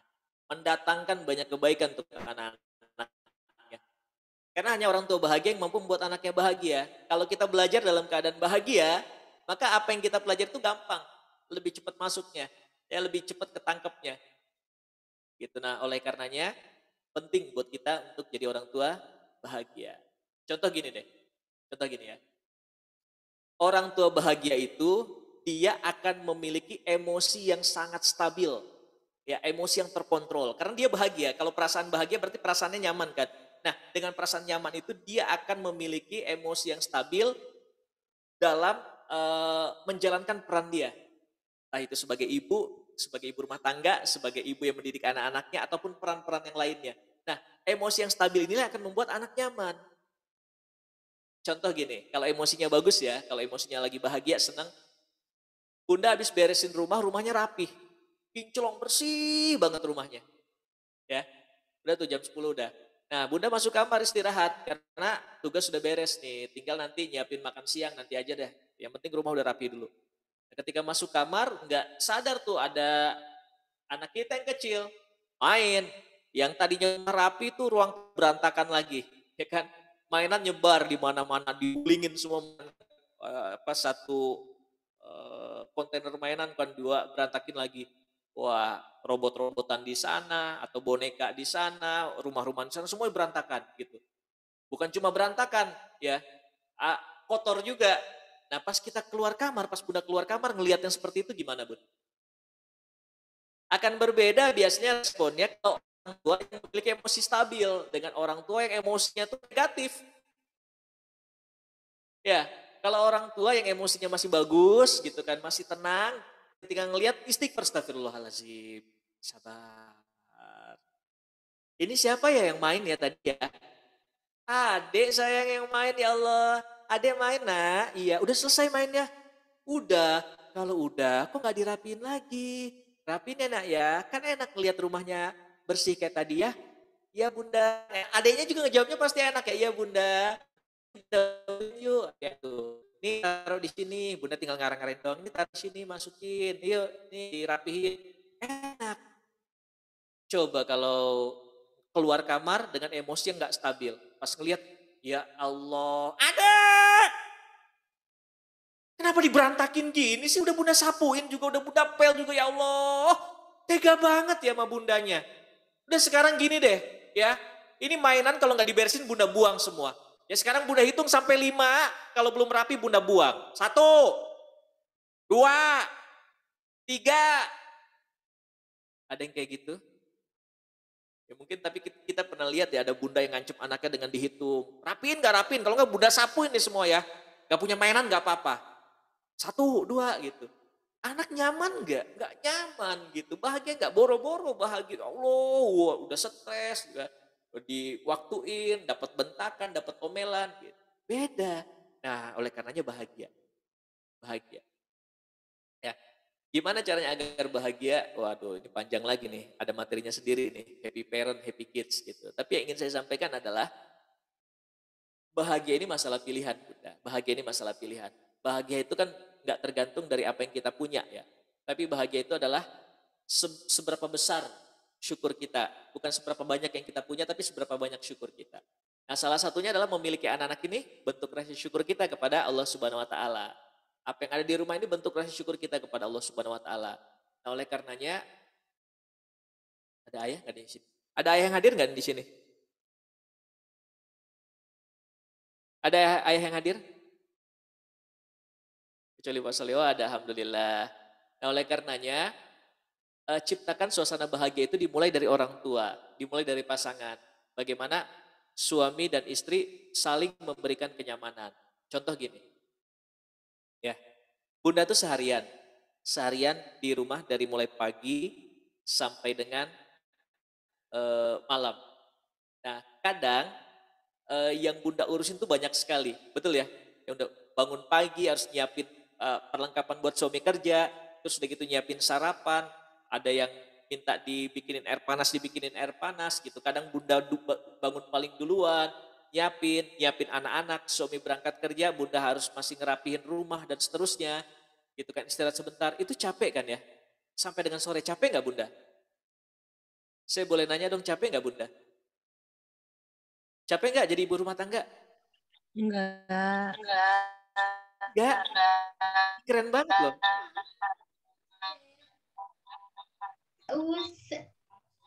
Nggak capek ya? Ada capeknya, ada capeknya. Ya, secara fisik Karena harus selalu senang. secara fisik capek ya. Secara fisik capek, kalau kita bersyukur insya Allah capeknya jadi pahala. Secara fisik capek, kadang hati juga capek. Nah, hati dan fisik yang capek ini harus disalurkan nggak? Harus ada obatnya nggak? Harus di-charge nggak? Fisik yang capek itu bisa di-charge dengan istirahat. Tapi kalau hati yang capek gimana cara nge-charge-nya? Bunda, kalau ada masalah yang paling enak dilakukan oleh perempuan itu apa? Sama Allah. Berdoa. Kalau punya masalah yang paling enak dilakukan sama seorang perempuan itu apa? Kalau perempuan punya masalah paling enak itu apa biar plong? Curhat sama Allah, selain curhat sama Allah. Makan. Wih, Masya Allah. Berarti semakin stres, semakin bobotnya naik gitu ya. Kan dinikmati. Ya bun, jangan sampai stres itu malah terus makan hati gitu ya. Makan hati. Umumnya perempuan ketika punya masalah itu adalah dia pengennya bercerita. Disalurkan lewat cerita. Ya kan? Dan penelitian juga menunjukkan wanita itu butuh menghabiskan 20.000 kata. Di rumah gak ada orang yang bisa diajak diskusi, ngobrol segala macam. Maka yang harusnya bisa menerima curhat ini adalah jadi jangan sampai curhat di medsos. Gimana caranya biar istri gak curhat di medsos? Sediakan telinga para suami dan itu akan nyaman buat istri. Dan istri itu butuhnya cuma didengarkan. Ya. Seorang istri itu ketika lagi ngobrol dan bercerita, dia cuma butuh didengarkan, bukan butuh solusi. Kenapa? Dengan didengarkan itu 90% permasalahan jadi hilang. Ya. Nah, tapi bunda harus paham juga, suami itu dibekali oleh Allah Subhanahu wa taala memang pikiran untuk menyelesaikan problem solving gitu kan. Dia problem solving, pikirannya disetting kayak gitu. Itulah dia kenapa kepala rumah tangga. Disitulah kita harus saling paham gitu. Bapak-bapak kalau ibu-ibu nyerita dia nggak butuh solusi sebenarnya. Ya udah dengerin. Cuma butuh apa? Mata kita, perhatian kita. Jadi jangan sampai istri kita lagi punya masalah, dia cerita, kita megang handphone. Enak nggak bun? Ya. Oh. Enak nggak gitu? Gak enak. Nah, oleh karena sediakan. Jadi saya sering mengatakan kepada para suami, sediakan. Ya kalau nggak bisa setiap hari, tapi minimal kita punya waktu untuk dimana kita bisa mendengarkan istri kita bercerita untuk melampiaskan semuanya. Dengarkan aja, empati aja, berikan. Lo ya, lo tadi udah habis nganterin si Ade, terus udah gitu habis ini gitu. Masya Allah, bunda tahu nggak, bidadari ini bakal minder sama bunda. Gak ada orang yang kayak gitu, luar biasa. Makasih ya sudah jadi istri solehah. Ya itu kan luar biasa ya. Bahagia lagi perasaannya. Makanya saya pernah bikin konten dan itu cukup ramai. Judulnya apa? Salah satu bukan kewajibannya, salah satu peran suami ya di rumah adalah menjaga kewarasan istri. Salah satu peran suami di rumah adalah menjaga kewarasan istri. Ya. Karena terlalu banyak capek fisik, capek fisik, capek pikiran, maka tadi dikeluarkan lewat itu. Dan sesekali suami harus berani mengungkapkan kata cinta ke istri ketika istri lagi capek. 4 hal ya, tanda-tandanya 4 hal nih ketika istri capek. Yang pertama adalah gampang marah. Yang kedua gampang nangis. Yang ketiga gampang sakit. Yang keempat gampang gak fokus. Jadi ketika ngelihat istri udah gak fokus, terus gampang banget tubuhnya sakit, terus udah gitu gampang marah, nyuci piring bertang gitu kan ya. Terus udah gitu tahu-tahu gampang sedih, gampang nangis, itu udah menunjukkan tanda-tanda bahwasanya capek. Maka suami harus mengatakan kata-kata cinta. Kata-kata cinta yang dibutuhkan istri itu bukan I love you, tapi kata-kata cintanya adalah bunda capek ya. Masuk ke kamar, me time sana me time. Ya. Ini anak sama semua pekerjaan rumah biar ayah yang handle. Itu bahagia nggak bun? Apalagi sambil dibisikin, sana me time, silakan lihat Lazada dan silakan masukkan barang sebanyak-banyaknya kita kerja. Masukin doang, masalah di check out kan itu urusan nanti ya. Ya itu luar biasa, me time-nya bunda tuh apa? Me time-nya bunda misalnya nonton drakor, gak apa-apa kasih kesempatan. Me time-nya bunda apa? Tilawah, gak apa-apa kasih kesempatan. Me time-nya bunda apa? Cuma sekedar jalan-jalan doang gitu kan, belanja mata, gak apa-apa. Tapi kan memang butuh me time istri itu sesekali. Jangan cuma suami yang diminta untuk menyalurkan hobinya. Hobinya itu misalnya, ini sekarang Sabtu, nongkrong bareng teman-teman, main futsal, mancing, main burung, dan seterusnya. Suami butuh itu gak? Suami butuh, makanya harus fair. Bunda juga jangan melarang suami, ayah, ya Allah, semingguan ini gak di rumah, tahu-tahu ketika di rumah main aja sama temannya. Kadang butuh itu, supaya jiwa kelelakiannya itu gak hilang. Kalau bahasa jiwa kelelakiannya itu gak hilang. Butuh menyalurkan hobinya, entah itu main futsal, main sepeda, goes gitu, biarin pun. Tapi harus fair juga, ada waktu di mana seorang kepala rumah tangga juga bersama anak-anak dan istrinya. Ya. Oke, lanjut ya. Termasuk juga dengan suami gitu kan ya. Berikan kenyamanan dan kenyamanan dan rasa enak di rumah itu oleh para bundanya. Pulang dari rumah sambut dengan baik. Yang jangan dilakukan tuh ketika suami baru pulang tuh apa, Bun? Yang pertama, langsung disuruh. Ya kan baru pulang, Assalamualaikum. Waalaikumsalam, ya Allah ada ayah. Ya galon belum diangkat ya, tolongin dong ya. Baru pulang suruh ngangkat galon. Ini 3 hal yang tidak boleh dilakukan seorang istri ketika suami. Yang kedua itu adalah ngomel. Jam segini baru pulang dari mana aja? Macet pun kabarin dong kalau macet tuh. Kayak di rumah gak ada orang aja. Tahu gak bagaimana perasaan aku khawatir nungguin kamu mas? Gitu. Itu gak boleh itu dilakukan. Ya. Yang ketiga apa? Yang ketiga saat baru pulang nih belum nyaman suami tahu-tahu udah bercerita. Entah apapun itu masalah gitu. Nah, 3 hal ini jangan dilakukan. Ya. 3 hal yang gak boleh dilakukan istri. Kalau suami sudah mendapatkan kenyamanan maka suami juga akan bisa memberikan kenyamanan. Dan termasuk sebaliknya. Biar saya fair tadi dari sisi istri dan sisi suami. Ya, para bunda sekalian. Nah, orang tua yang nyaman inilah yang akan membuat anak-anaknya bahagia. Kalau suami istrinya nyaman nih, vibrasinya akan kerasa oleh anak-anak. Ya, apalagi ibu. Kalau bahasa neuroscience tuh, hasil studi neuroscience tuh, Prof. Dr. Aisyah Dahlan ya, yang sering membahas itu. Kalau istri bahagia, insya Allah tuh penghuni rumah itu 3 kali lebih bahagia. Sementara kalau istri stres, penghuni rumah itu 3 kali lebih stres. Anak kena sasaran, suami kena sasaran. Makanya penting sekali untuk membuat istri itu bahagia. Happy mom, happy children. Happy wife, happy life. Gitu kan ya? Happy mom, happy children, happy wife, happy life. Gitu. Jadi kalau mau hidup kita bahagia, salah satunya itu dengan melihat istri kita bahagia. Itu para suami. Ya. Kalau alam biswab, masih ada lagi nih, maaf. Terakhir.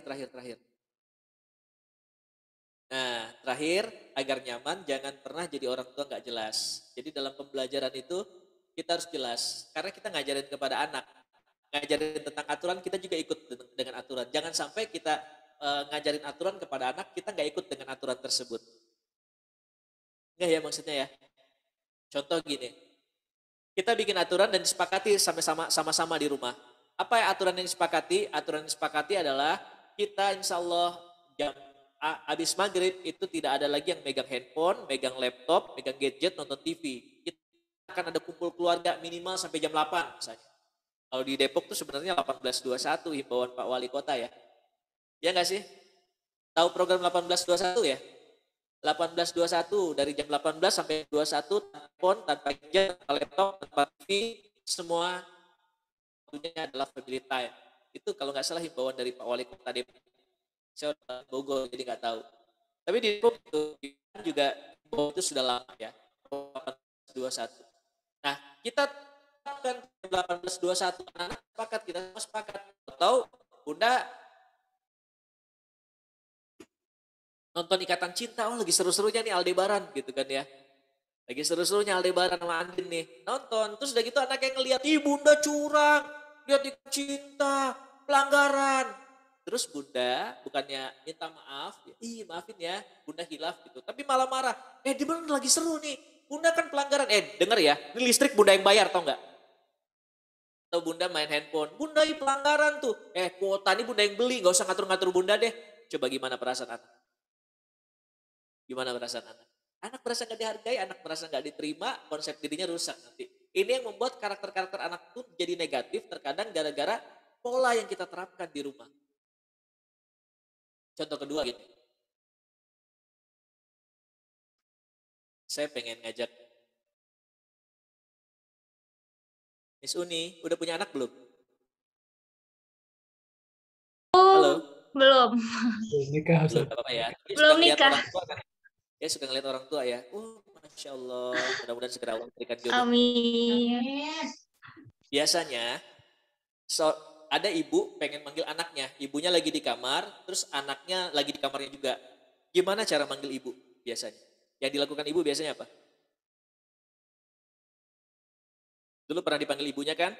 Ibunya ngapain biasanya? Kebanyakan orang. Gimana Miss Uni? Diulang?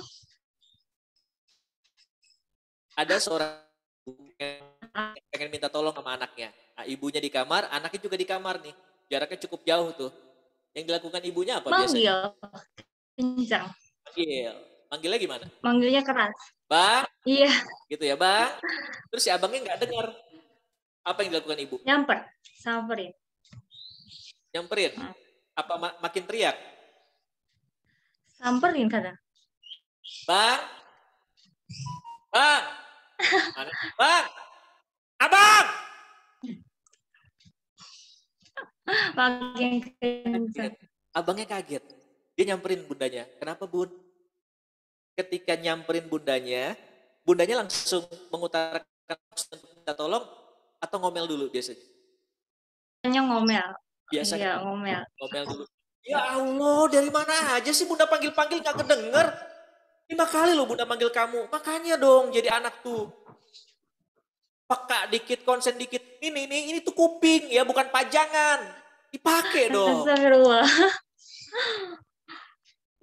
Ya, gitu gak sih? Enggak. Suka ngeliat kan ya gitu ya. Ini saya cuma ngeliat dari yang saya tahu aja. Udah tuh anaknya dimarahin. Besoknya anaknya manggil Bunda juga di kamarnya. Bunda. Bundanya nggak dengar. Bunda. Dia Bun, tolongin aku dong Bun. Bundanya kaget. Bundanya nyamperin ke kamar. Yang dilakukan Bunda apa? Yang dilakukan Bunda biasanya apa? Samper. Ngambek, marah. Ngapain sih teriak-teriak? Ya Allah, rumah kita sama tetangga itu nempel, nak. Kamu teriak itu satu gang tahu. Malu-maluin aja, kita nggak tinggal di hutan, nak. Padahal kemarin bundanya juga teriak. Terus gimana perasaan si anak? Bingung.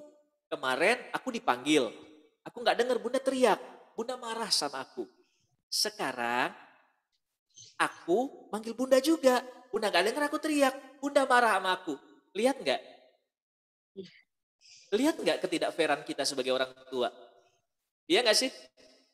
Iya. Nah, lama-lama anak merasa diri dia nggak dianggap. Ini lagi nih. Ini tuh kadang yang menghancurkan harga diri anak, yang merasa dia nggak diterima, yang merasa dia tuh nggak dianggap, yang merasa dia itu nggak dihargai di rumah. Sikap-sikap seperti ini. Sikap-sikap seperti ini. Bunda diktator, bunda pengen menang sendiri. Percuma ngomong sama bunda, aku nggak pernah didengar. Kayak gitu akhirnya. Akhirnya apa? Komunikasi kita dengan anak nggak lancar, anak nggak berkembang, anak merasa apa yang dilakukan semuanya salah, potensinya malah mendem. Wah, itu luar biasa. Ini kalau kita list dan kita cacah banyak sekali hal-hal sederhana menurut kita yang sering kita lakukan, tapi itu merusak bagaimana konsep diri anak. Walau alam bisawab, itu yang bisa sampaikan. Terima kasih Miss Uni. Jadi hari ini ayah bunda sekalian berhati-hatilah terkait dengan apa yang ingin kita sampaikan kepada anak kita, bagaimana pola yang ingin kita lakukan. Kenapa? Karena jangan-jangan pola tersebut kita tanamkan kepada anak dan pola tersebut itu masuk ke mindset dan akhirnya jadi karakter anak kita. Ya, dari mulai pola belajar tadi tuntut nilai, masuknya ke mindset bahwasanya nilai adalah segala-galanya. Gitu. Apa pola tadi ketidakjelasan kita sebagai orang tua masuk ke mindset orang tua diktator, aku mah apa banyak gitu kayak orang tua anak nggak dihargai pendapatnya, anak nggak diterima, pokoknya apa anak yang salah. Nah akhirnya masuk gitu dan akhirnya inilah akan menumbuhkan konsep diri anak ya, baik itu positif ataupun negatif. Baik, itu 9.38, kita masih punya waktu untuk diskusi sebentar. Saya serahkan kembali kepada moderator. Terima kasih. Assalamualaikum warahmatullahi wabarakatuh. Waalaikumsalam warahmatullahi wabarakatuh. Insya Allah luar biasa materi dari Kang Febri pagi ini. Assalamualaikum warahmatullahi wabarakatuh. Hal-hal mungkin hal-hal yang sepele ya, tapi kita sebagai orang tua itu lupa gitu. Terima kasih, kita sudah diingatkan kembali. Dan bagaimana ayah bunda, banyak pertanyaan-pertanyaan yang ada di benak kita untuk membenahi diri kita menjadi ayah bunda yang lebih baik lagi, menjadi ayah bunda yang lebih menyenangkan lagi bagi anak-anak kita. Silakan kepada ayah bunda yang ingin bertanya atau berdiskusi kepada Kang Febri, dipersilahkan.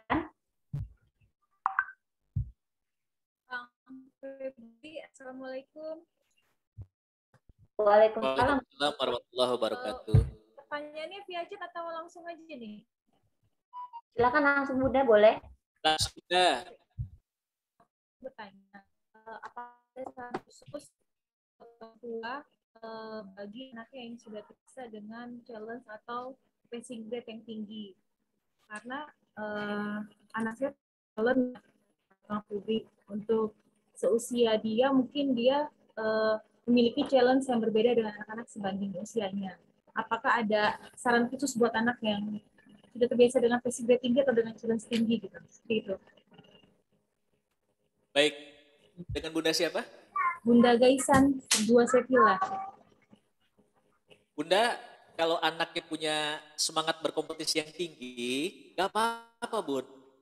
Lupa tadi, lihat deh penelitian dan studi J. Stanley. Salah satu karakter orang sukses itu punya semangat berkompetisi yang tinggi. Maksudnya siap berkompetisi yang tinggi dan dia fair gitu kan ya. Orang yang suka berkompetisi dan dia senang gitu kan ya. Senang bukan karena dia merasa lebih hebat, bukan itunya ya. Tapi dia tertantang untuk bisa menunjukkan yang terbaik gitu loh Bun ya. Ketika di challenge juga dia semangat di challenge-nya gitu. Ada orang-orang yang termotivasi itu dengan cara men-challenge. Gak apa-apa Bun, dijaga aja. Contoh gini Bun, basis motivasi anak itu kan berbeda. Ada anak yang dimotivasi itu dengan targetan, dengan challenge. Ini sekarang kamu Bunda challenge ya dalam waktu 3 bulan apa misalnya. Itu ada anak yang semangat dengan itu. Ada anak yang semangat dengan keyakinan. Keyakinan itu dia akan termotivasi kalau dia merasa dia yakin dia bisa. Ada kan anak-anak, kayaknya nggak yakin deh, maka dia akan males-malesan. Ada anak yang termotivasi dari sisi lingkungan. Kalau lingkungan semangat, dia akan semangat gitu. Ya, pernah dengar ya Bun ya? Lingkungan itu yang membuat dia semangat. Ada orang yang termotivasi dengan pola hubungan. Pola hubungan itu siapa orang yang ngomong ke dia. Contoh gini, dia dekat dengan bundanya, dia akan ngomong bundanya ngomong ke dia, itu akan berbeda ketika orang lain yang nggak dia kenal akan ngomong sama dia. Beda, dia akan lebih semangat ketika bundanya ngomong. Kenapa? Punya hubungan emosional yang dekat. Itu pola hubungan. Atau dia punya tokoh idolanya itu langsung motivasi dia. Itu sesuatu yang akan membuat dia semangat. Sampai sini oke ya? Nah, yang semangat berkompetisi itu adalah tipe-tipe dan karakter orang yang suka dimotivasi dengan targetan dan challenge. Gak apa-apa Bun, gak apa-apa. Tapi yang perlu kita awasi dan amati adalah saat dia berkompetisi, yang pertama adalah tercapai atau tidaknya target. Ini kan bukan cuma kompetisi ya, tapi challenge yang kita berikan. Tercapai apa tidaknya target, itu jangan sampai membuat mentalnya down. Makanya tadi perhatikan, yang harus kita sampaikan adalah yang penting kerja keras. Masalah hasil akhir itu adalah haknya Allah. Kamu udah kerja keras, inilah yang terbaik. Dia gagal nih mencapai challenge, ya nggak apa-apa. Bahkan dia kadang men-challenge diri dia sendiri nih. Pokoknya saya pengen nanti masuk Universitas Indonesia. Ternyata gagal, nggak apa-apa. Allah tahu yang lebih baik. Tapi yang paling penting adalah kamu udah nyiapin dengan baik. Kan orang yang termotivasi kan kayak gitu ya. Dia men-challenge dirinya sendiri dan dia akan kerja keras untuk challenge tersebut. Nah, persiapkan diri dia untuk siap menang, siap kalah. Siap berhasil, siap gagal. Nah, itu kan yang paling penting ya. Supaya ketika gagal biasa aja gitu. Tapi dia siap lagi untuk kembali untuk challenge di challenge berikutnya gitu. Ini gagal nih hari ini, tapi ada challenge berikutnya nggak apa-apa gitu. Malah asik tuh kalau bisa manage yang anak-anak kayak gitu, ya kan. Semangat kompetisinya tinggi. Biasa semangat kompetisinya tinggi berarti dia memiliki daya juang yang tinggi juga. Nah, tinggal yang betul ya, daya juangnya tinggi ya. Nah, tinggal yang kita perhatikan adalah saat dia tidak mencapai target itu gitu. Nah, kekecewaan inilah yang harus orang tuh kan ada masa-masanya nggak bisa memenuhi apa yang diharapkan gitu kan ya. Siap kecewa ini yang harus kita Kang Febri kalau nggak tercapai suka nangis anaknya. Nah, itu yang harus dijaga itu maksudnya. Ajarkan kepada dia nggak apa-apa gitu. Yang namanya gagal itu nggak masalah gitu. Orang-orang hebat juga bermula dari kegagalan. Makanya nanti dilihat nih bagaimana cara memotivasi anak ini. Ada yang melalui visual. Kalau saya kan beragam ya. Motivasi anak itu melalui dialog, pertanyaan. Kadang saya tunjukin film. Kalau mau ngeliat film kegagalan itu lihat film Soichiro Honda. Berkali-kali kan habis perang dunia, pabriknya hancur dan segala macam. Tapi akhirnya menemukan hal yang luar biasa. Saat kita gagal hari ini yang kita pikirkan adalah bukan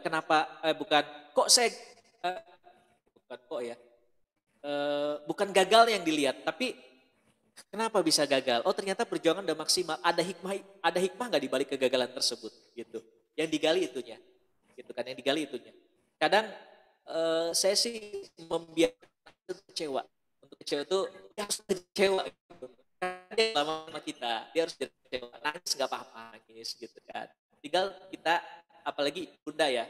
Salah satu peranan bunda itu kan sang pembasuh luka. Nah, tinggal bagaimana bunda mengobati lukanya tersebut gitu. Bukan juga dibenarkan ya, contohnya ada bunda yang kayak gini nih.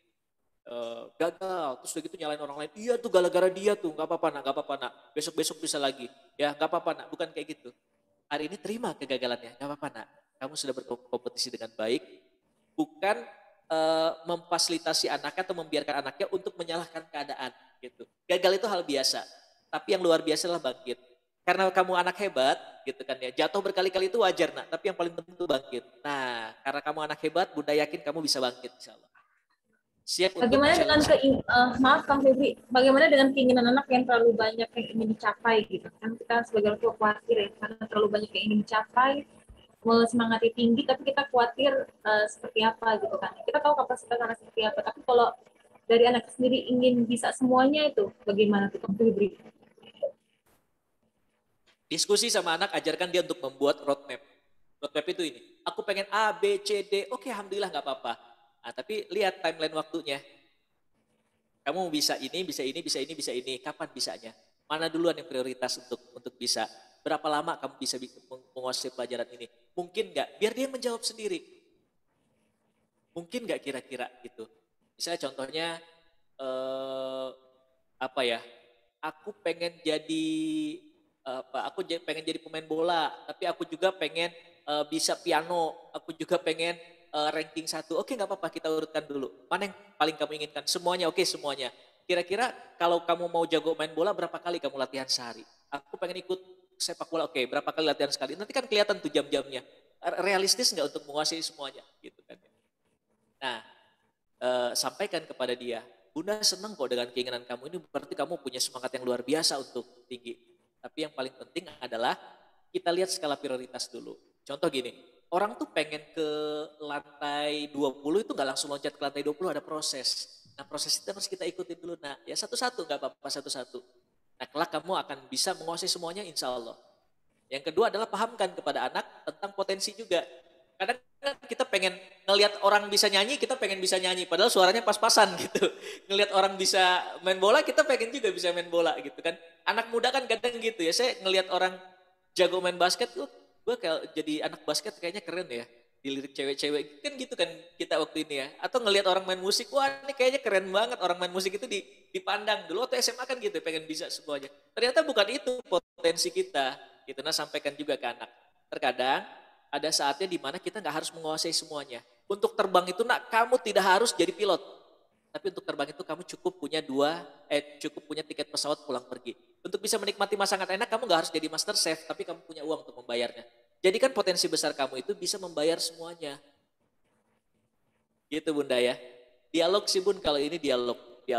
Jadi bukan kita ngarahin kamu harus ini, kamu harus itu. Enggak, biarkan berdialog. Usia anaknya berapa Bun? 8 tahun. Oh 8 tahun. 8 tahun memang masih harus diarahkan sih. Kalau udah 10 tahun udah mulai dibuka ruang dialog. Ruang dialog itu gini loh, kita nanya, dia jawab. Nah, 12 tahun itu bahkan kita lebih banyak mendengarkan, dia yang menjawab. Kita cuma memancing pertanyaan doang. Makanya sebenarnya kalau punya anak remaja nanti, motivasi yang paling asik buat anak remaja itu bukan menasehati, bukan kata-kata dan narasi, tapi dialog, nanya. Menurut kamu mungkin gak? Kamu pengen jadi dokter. Nah sekarang main game kamu 6 jam per hari, bahkan sampai dengan jam 11 malam kamu main game. Kira-kira bisa nggak tercapai gitu. Nah sampaikan pertanyaan-pertanyaan itu yang dia akhirnya mikir, kayaknya enggak deh. Terus gimana, apa yang harus kamu lakukan? Nah muncul kesadaran itu. Itu di usia remaja sih, bukan nasihat lagi gitu. Kalau kebanyakan nasihat anak tuh akan amin. Siap, amin. Gitu biasanya. Ya, jadi amin ya Allah, amin. Febri. Baik, itu mungkin Bunda ya. Ya, terima kasih Bunda Gaisan pertanyaannya. Lanjut ya Kang Febri, ini ada pertanyaan di chat Kang Febri. Baik. Bagaimana untuk memotivasi anak supaya lebih mandiri?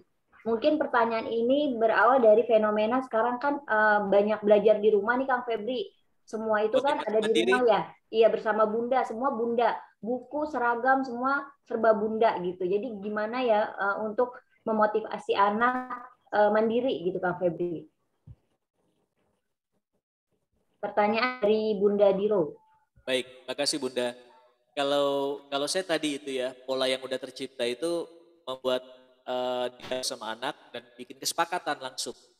Jadi 3 orang anak, habis sholat isya tuh, saya sholat isyanya sengaja di rumah. Dan memang itu di rumah ya karena pandemi. Nah ngobrol tuh, habis ngobrol di situ baru kita bikin kesepakatan ini 2 hari lagi sekolah, ya kan? 2 hari lagi sekolah. Berarti besok udah mulai nyiapin. Nah, anak yang ngusulin bukan cuma saya harus gini enggak. Kira-kira apa ini? Siapin seragam, oke siapin seragam. Karena dia nggak punya seragam berarti nggak nyiapin seragam. Siapin alat-alat sekolah, oke siapin alat-alat sekolah. Nah sampaikan pelan-pelan. Di mana dia naruhnya, di mana dia harus ngambilnya, bagaimana dia harus pakai sendiri. Yang kecil-kecil dulu aja. Ya misalnya kemandirian untuk anak kelas 1 sampai kelas 3. Minimal dia seragam, dia udah bisa pakai baju sendiri. Ya kan yang nyiapin baju itu kan kita. Maksudnya bukan kita, tapi di lemarinya itu ada baju. Ya nggak sih? Di lemarinya ada baju. Kalau anak saya tuh ngambil baju di lemari, dia tahu bajunya yang mana. Terus udah gitu, dia udah siap dengan peralatan dia dan duduk dengan adabnya. Karena memang kesepakatan di awal kayak gitu. Harus pakai adab ya nak ya, belajar itu. Ya, adabnya gimana? Nyalakan kamera, duduk yang baik, tidak sambil tiduran, duduk di tempat yang udah disediakan. Kalau mau ngomong, izin ke gurunya. Nah itu pokoknya adabnya udah kita bahas tuh. Tinggal kita pantau dan kita ingatkan gitu. Nah apa dulu yang ingin dilatih? 1 dulu misalnya, nggak apa-apa 1 dulu. Minimal pakai pakaian dulu. Atau dia bisa menaruh alat-alat di tempatnya. Ambil di tempatnya, taruh lagi di tempatnya. Ambil di tempatnya, taruh di tempatnya. Konsekuensinya apa? Biasakan. Nah ketika kita ngelihat abis dia selesai, toto dia tinggalin gitu aja, panggil lagi. Adek, ya Bunda, ini pensilnya masih di sini sayang, besok nyariin loh. Yuk taruh di tempatnya yuk. Ya taruh tempatnya, bimbing taruh tempatnya. Gak apa-apa dibiasain, panggil lagi. Sayang udah selesai, udah. Tapi kok pensilnya masih di sini ya?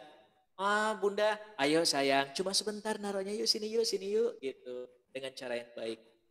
Gitu sih kalau kalau pengalaman saya itu akan jauh lebih enak ya. Kita dampingi, kita sampaikan kenapa pentingnya untuk apa disiplin dan mandiri sampai akhirnya itu eh, kita bimbing dan kita ingatkan. Gitu. Kita bimbing dan kita Iya, ingatkan. iya. Terima kasih, Itu Bunda mungkin. Kang Febri. Kang Febri, Masih ada makasih. satu ya, Kang Febri nih. Masih ada pertanyaan lagi nih dari Bunda Akila. Jadi pertanyaannya, kenapa saya sudah berusaha mencontoh yang baik, tapi ternyata anaknya selalu bikin gondok nih ya, gondok. Nah, minta solusinya Kang Febri dari Bunda Akila. Baik.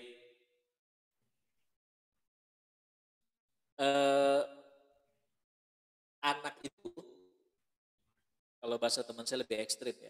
Pokoknya kenapa kita yang harus sebagai orang tua.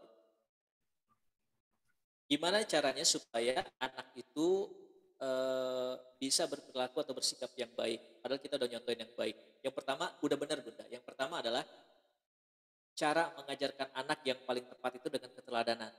Bukan dengan narasi, dengan keteladanan. Kenapa? Karena sikap kita sebagai orang tua itu yang akan jauh lebih gampang masuk. Orang tua terutama. Ayah dan Bunda. Yang kedua melalui nasihat diajarkan kenapa harus seperti ini, dan nasihat itu kalau bisa memang diarahkan kepada kecintaannya kepada nasihat tersebut diarahkan sebagai cara kita untuk menumbuhkan fitrah keimanan. Fitrah keimanan itu maksudnya gini, kenapa makan itu sambil duduk dengan tangan kanan berdoa, karena Rasul mengajarkan itu. Nah, Rasul. Jadi ketika kita memberikan pujian, alhamdulillah, masya Allah gitu nah kalau makan sambil duduk pakai tangan kanan. Ya Allah, Rasul pasti sayang sama kamu gitu. Allah pasti sayang sama kamu. Allah. Ya, jadi narasi yang kita sampaikan itu adalah mengarahkan kepada kecintaan Allah dan kecintaan Rasul. Ya, jadi fitrah keimanan juga tumbuh. Gitu. Nah, dalam nasihat itu bagusnya kayak gitu. Kenapa sabar? Gitu kan? Karena memang Allah yang nyuruh kita sabar. Ya, dan tunjukkan dengan kesabaran. Ada orang tua yang ngajarin kesabaran tapi nggak sabar. Ngerti nggak, ngajarin kesabaran dengan cara tidak sabar. Bun, tolongin ya. Bentar ya nak ya. Bun, tolongin. Bentar sayang. Bunda, ya Allah sabar. Kenapa sih nak? Kita nyuruh sabar tapi dengan teriakan. Itu lucu. Terus kita lagi ngajarin apa ke anak kita? Gitu. Termasuk ketika kita istighfar itu kan harus astagfirullah gitu kan. Astagfirullahaladzim. Itu kan ngajarin ke anak kita, bahwasanya kita juga meledak. Nah, tapi yang positif tadi yang saya tangkap, bundanya nih udah berusaha menjadi contoh terbaik. Berarti siapa yang dicontoh anak? Atau ada narasi apa yang dilihat anak? Nah, awasi dari sisi, contoh gini loh. Mungkin bundanya sudah bersikap baik, kayaknya sudah bersikap baik, tapi ada yang dicontoh sama dia dari gadget kah misalnya. Contoh gini, ketika anak saya mengatakan, aku pengen beli Lamborghini nanti. Wah bagus, alhamdulillah, aku pengen beli Ferrari. Tapi omongannya kok mengarah kepada hedon semua. Kenapa kamu harus beli itu? Saya bilang kan akhirnya gitu. Ya habis keren kalau punya rumah gede, mobil Ferrari. Punya mobil Ferrari, rumah gede, memang bagus saya bilang. Tapi tujuannya apa? Nah akhirnya saya tahu, oh ternyata nonton orang-orang yang pamer-pamer harta. Jadi keren gitu kan. Kan di YouTube tuh banyak yang gitu-gituan. Akhirnya saya sampaikan, yang gini-ginian tuh gak ada manfaatnya kalau nggak kamu pakai untuk kebaikan. Boleh punya mobil Ferrari, tapi Ferrari itu mampu setiap kamu habiskan bensinnya, setiap roda yang kamu putar itu mengantarkan kamu kepada hal yang baik gak? Ya baik sih, aku kan nanti juga kerja, ya bagus, gak apa-apa. Rumah kamu yang besar itu nanti akan Allah isap. Dari rumah yang besar itu mengantarkan kepada yang baik gak? Tapi yang lebih penting bukan cuma mobil dan rumah, saya bilang kan, dan harta kekayaan kamu. Helikopter kamu punya, jet pribadi punya juga gak masalah. Yang paling penting adalah bagaimana semua itu mengantarkan kita kepada surganya. Dan Allah bukan melihat harta untuk masuk surga itu. Tapi yang Allah lihat adalah seberapa besar amalan kita. Makanya gak apa-apa. Saya juga gak nyuruh, jangan nak, enggak.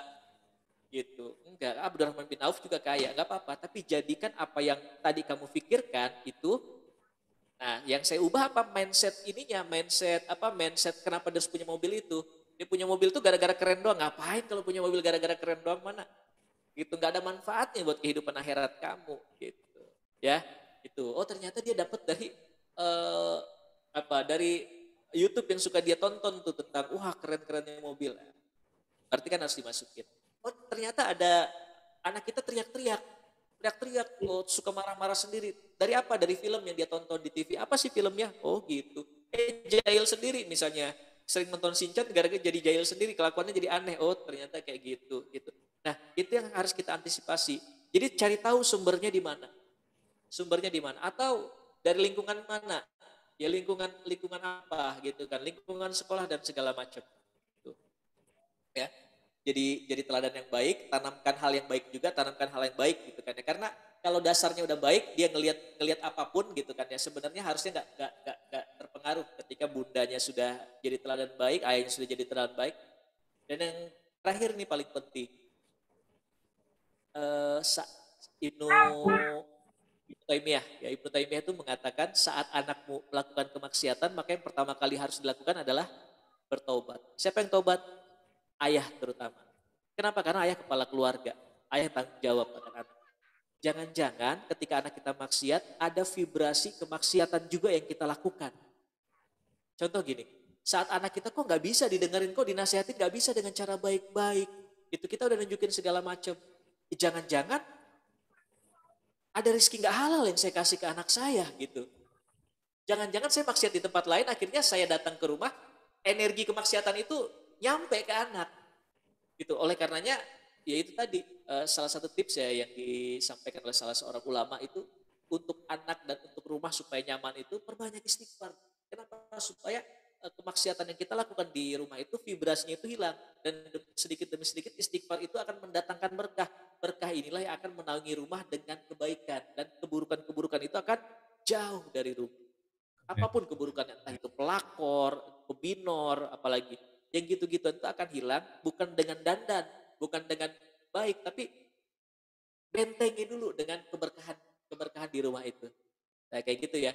Jadi ada 4 hal tadi. Yang pertama adalah kitanya sendiri, kita udah jadi teladan yang baik, oh udah.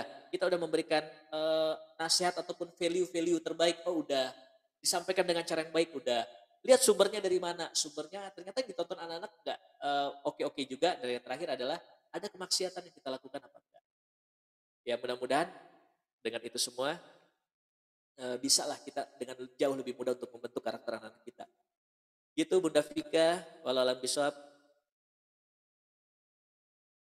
Terima kasih kepada bunda-bunda yang sudah memberikan pertanyaan dan Kang Febri kepada Kang Febri atas masukannya, atas materinya hari ini. Berkah untuk Kang Febri waktu dan ilmunya ya. Terima kasih, jazakallah khairan kasir. Nah, berhubung waktunya sudah hampir. Saya closing statement ya. Oh iya, silakan Kang Febri. Para bunda sekalian, yang dibutuhkan anak-anak itu bukan orang tua yang sempurna. Sekali lagi ya, karena memang nggak ada orang tua yang sempurna. Tapi yang dibutuhkan anak-anak itu adalah orang tua yang mau sadar dan mau belajar. Ya, tidak ada orang tua yang sempurna, tidak ada orang tua terbaik. Yang ada adalah orang tua yang mau belajar dan mau memperbaiki dirinya.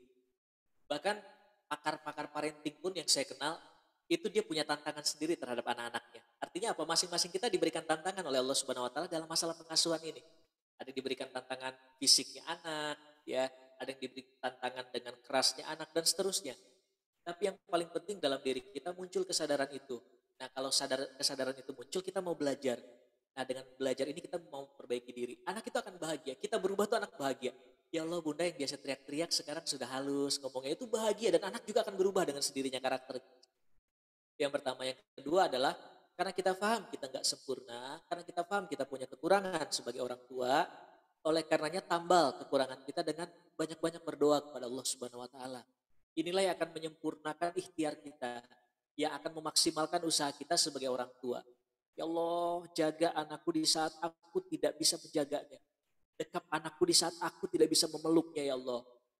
Ya, lindungi anakku di saat aku tidak ada di sisinya. Ya, demikian ayah bunda sekalian, insyaallah sama-sama kita saling mendoakan ya. Dan kalau bisa Pak Solih di di MI Nurul Islam, apa Nurul Iman nih? Nurul Iman. Nah, Nurul Iman ini ciptakan lingkungan yang baik. Artinya gini, kita punya komunitas yang baik. Komunitas yang baik itu itulah yang akan menjadi energi buat kita. Saya sering menyampaikan, terkadang stresnya bunda itu bukan karena rumah yang berantakan, bukan karena kelakuan anak, tapi stresnya bunda itu karena diomongin sama orang. Paham nggak? Karena omongan dari orang lain. Tahu-tahu ada yang datang ke rumahnya, ya Allah anak cuma satu, rumahnya aja berantakan. Itu bikin stres bunda, kadang ngedengar omongan orang. Ya Allah anaknya kok bandel banget ya, ngurus anak aja nggak bisa. Ya nggak bun? Karena bukan karena kelakuan anak, tapi omongan-omongan dan nyinyiran orang itu yang bikin kita stres, bikin bunda stres. Nah oleh karenanya, bunda-bunda yang seperti itu nggak butuh nyinyiran, yang dia butuhkan support. Ketika ada bunda yang anaknya bermasalah, bukan dinyinyirin, tapi disupport. Nah, kita kan satu keluarga nih, kita satu komunitas, disupport. Anaknya sering ngebully anak orang lain, jangan dibully bundanya, tapi disupport. Dia juga nggak pengen anaknya jadi tukang bully. Nah, supporting ini yang harus kita miliki masing-masing gitu. Dulu waktu saya jadi komite di kelas saya tuh ada anak yang sering ngebully. Yang kita lakukan adalah bunda ini anak kita. Jangan jauhi orang tuanya, jangan jauhi anaknya. Tapi kita harus bisa memberikan solusi kepada orang tua dan anaknya. Ya, kita ajak ngobrol orang tuanya, saya ajak ngobrol orang tuanya, kita ekspertis seorang psikolog gitu kan untuk ngobrol. Orang tuanya juga open dengan kayak gitu, bukan dinyinyirin, bukan diledek, gimana sih Jeng? Anakku tadi lempar anak gitu. Tapi kita ajak ngobrol baik-baik. Alhamdulillah gak nyampe 1 tahun itu anaknya berubah. Anaknya berubah. Nah itu yang dibutuhkan. Supaya masing-masing kita punya kekurangan tapi disupport sama teman kita. Kita punya hal yang sifatnya kelemah tapi disupport gitu kan. Ayo yuk kita bareng-bareng. Itu akan jadi energi. Sepakat nggak bunda? Sepakat kita punya komunitas yang bagus ya. Masuk adanya grup-grup WhatsApp itu yang bagus yang kita berikan. Insya Allah dengan seperti itu kita akan jadi semangat mendidik anak-anak, kita akan jadi mendidik anak-anak itu akan jadi asik gitu. Kenapa? Karena ada support ya. Alam bisawab itu yang bisa saya sampaikan. Terima kasih, sukses untuk ayah dan bunda sekalian. Mohon maaf atas segala kekurangan yang mungkin ada kata-kata yang kurang berkenan. Terima kasih. Kalau pengen silaturahim lebih lanjut dengan saya, boleh via medsos saya, ya bisa via medsos saya. Insya Allah kita akan banyak menginspirasi dan saling bertukar pikiran di sana. Assalamualaikum warahmatullahi wabarakatuh. Saya kembalikan ke Waalaikumsalam warahmatullahi wabarakatuh. Warahmatullahi wabarakatuh. Ya, terima kasih Kang Febri atas nasihatnya untuk kita semua, atas diskusinya, berkah ilmu dan berkah waktunya. Mungkin lain kali nanti kita bisa diskusi lagi ya Kang Febri bersama Ayah Bunda di MIK Nurul Iman 2. Insya Allah. Bagaimana Ayah Bunda, semakin banyak mendengar materi dari Kang Febri, semakin banyak pertanyaan-pertanyaan ya untuk kita sendiri sebagai orang tua, bagaimana kita bisa menjadi orang tua yang bahagia, menjadi orang tua yang bisa menyenangkan bagi anak-anak kita di rumah. Semoga kita bisa terus semangat untuk belajar. Jadi kita nggak cuman meminta atau menyuruh anak-anak kita belajar, tapi kita sebagai orang tua juga terus belajar. Nah, karena waktu sudah lewat ya, Ayah Bunda, saya mengucapkan terima kasih juga kepada Ayah dan Bunda yang sudah meluangkan waktunya mengikuti agenda hari ini. Insya Allah bisa bermanfaat waktunya. Kura-kura jalan selangkah, jalannya tersendat karena sudah tua. Semoga acara membawa berkah menjadi rahmat untuk kita semua. Kita akhiri acara hari ini dengan membaca hamdalah. Alhamdulillah. Subhanakallahumma wa bihamdika asyhadu an la ilaha illa anta astaghfiruka wa atubu ilaik. Burung Irian, burung cendrawasih, cukup sekian dan terima kasih. Wassalamualaikum warahmatullahi wabarakatuh. Waalaikumsalam Warahmatullahi wabarakatuh. Hebat semua.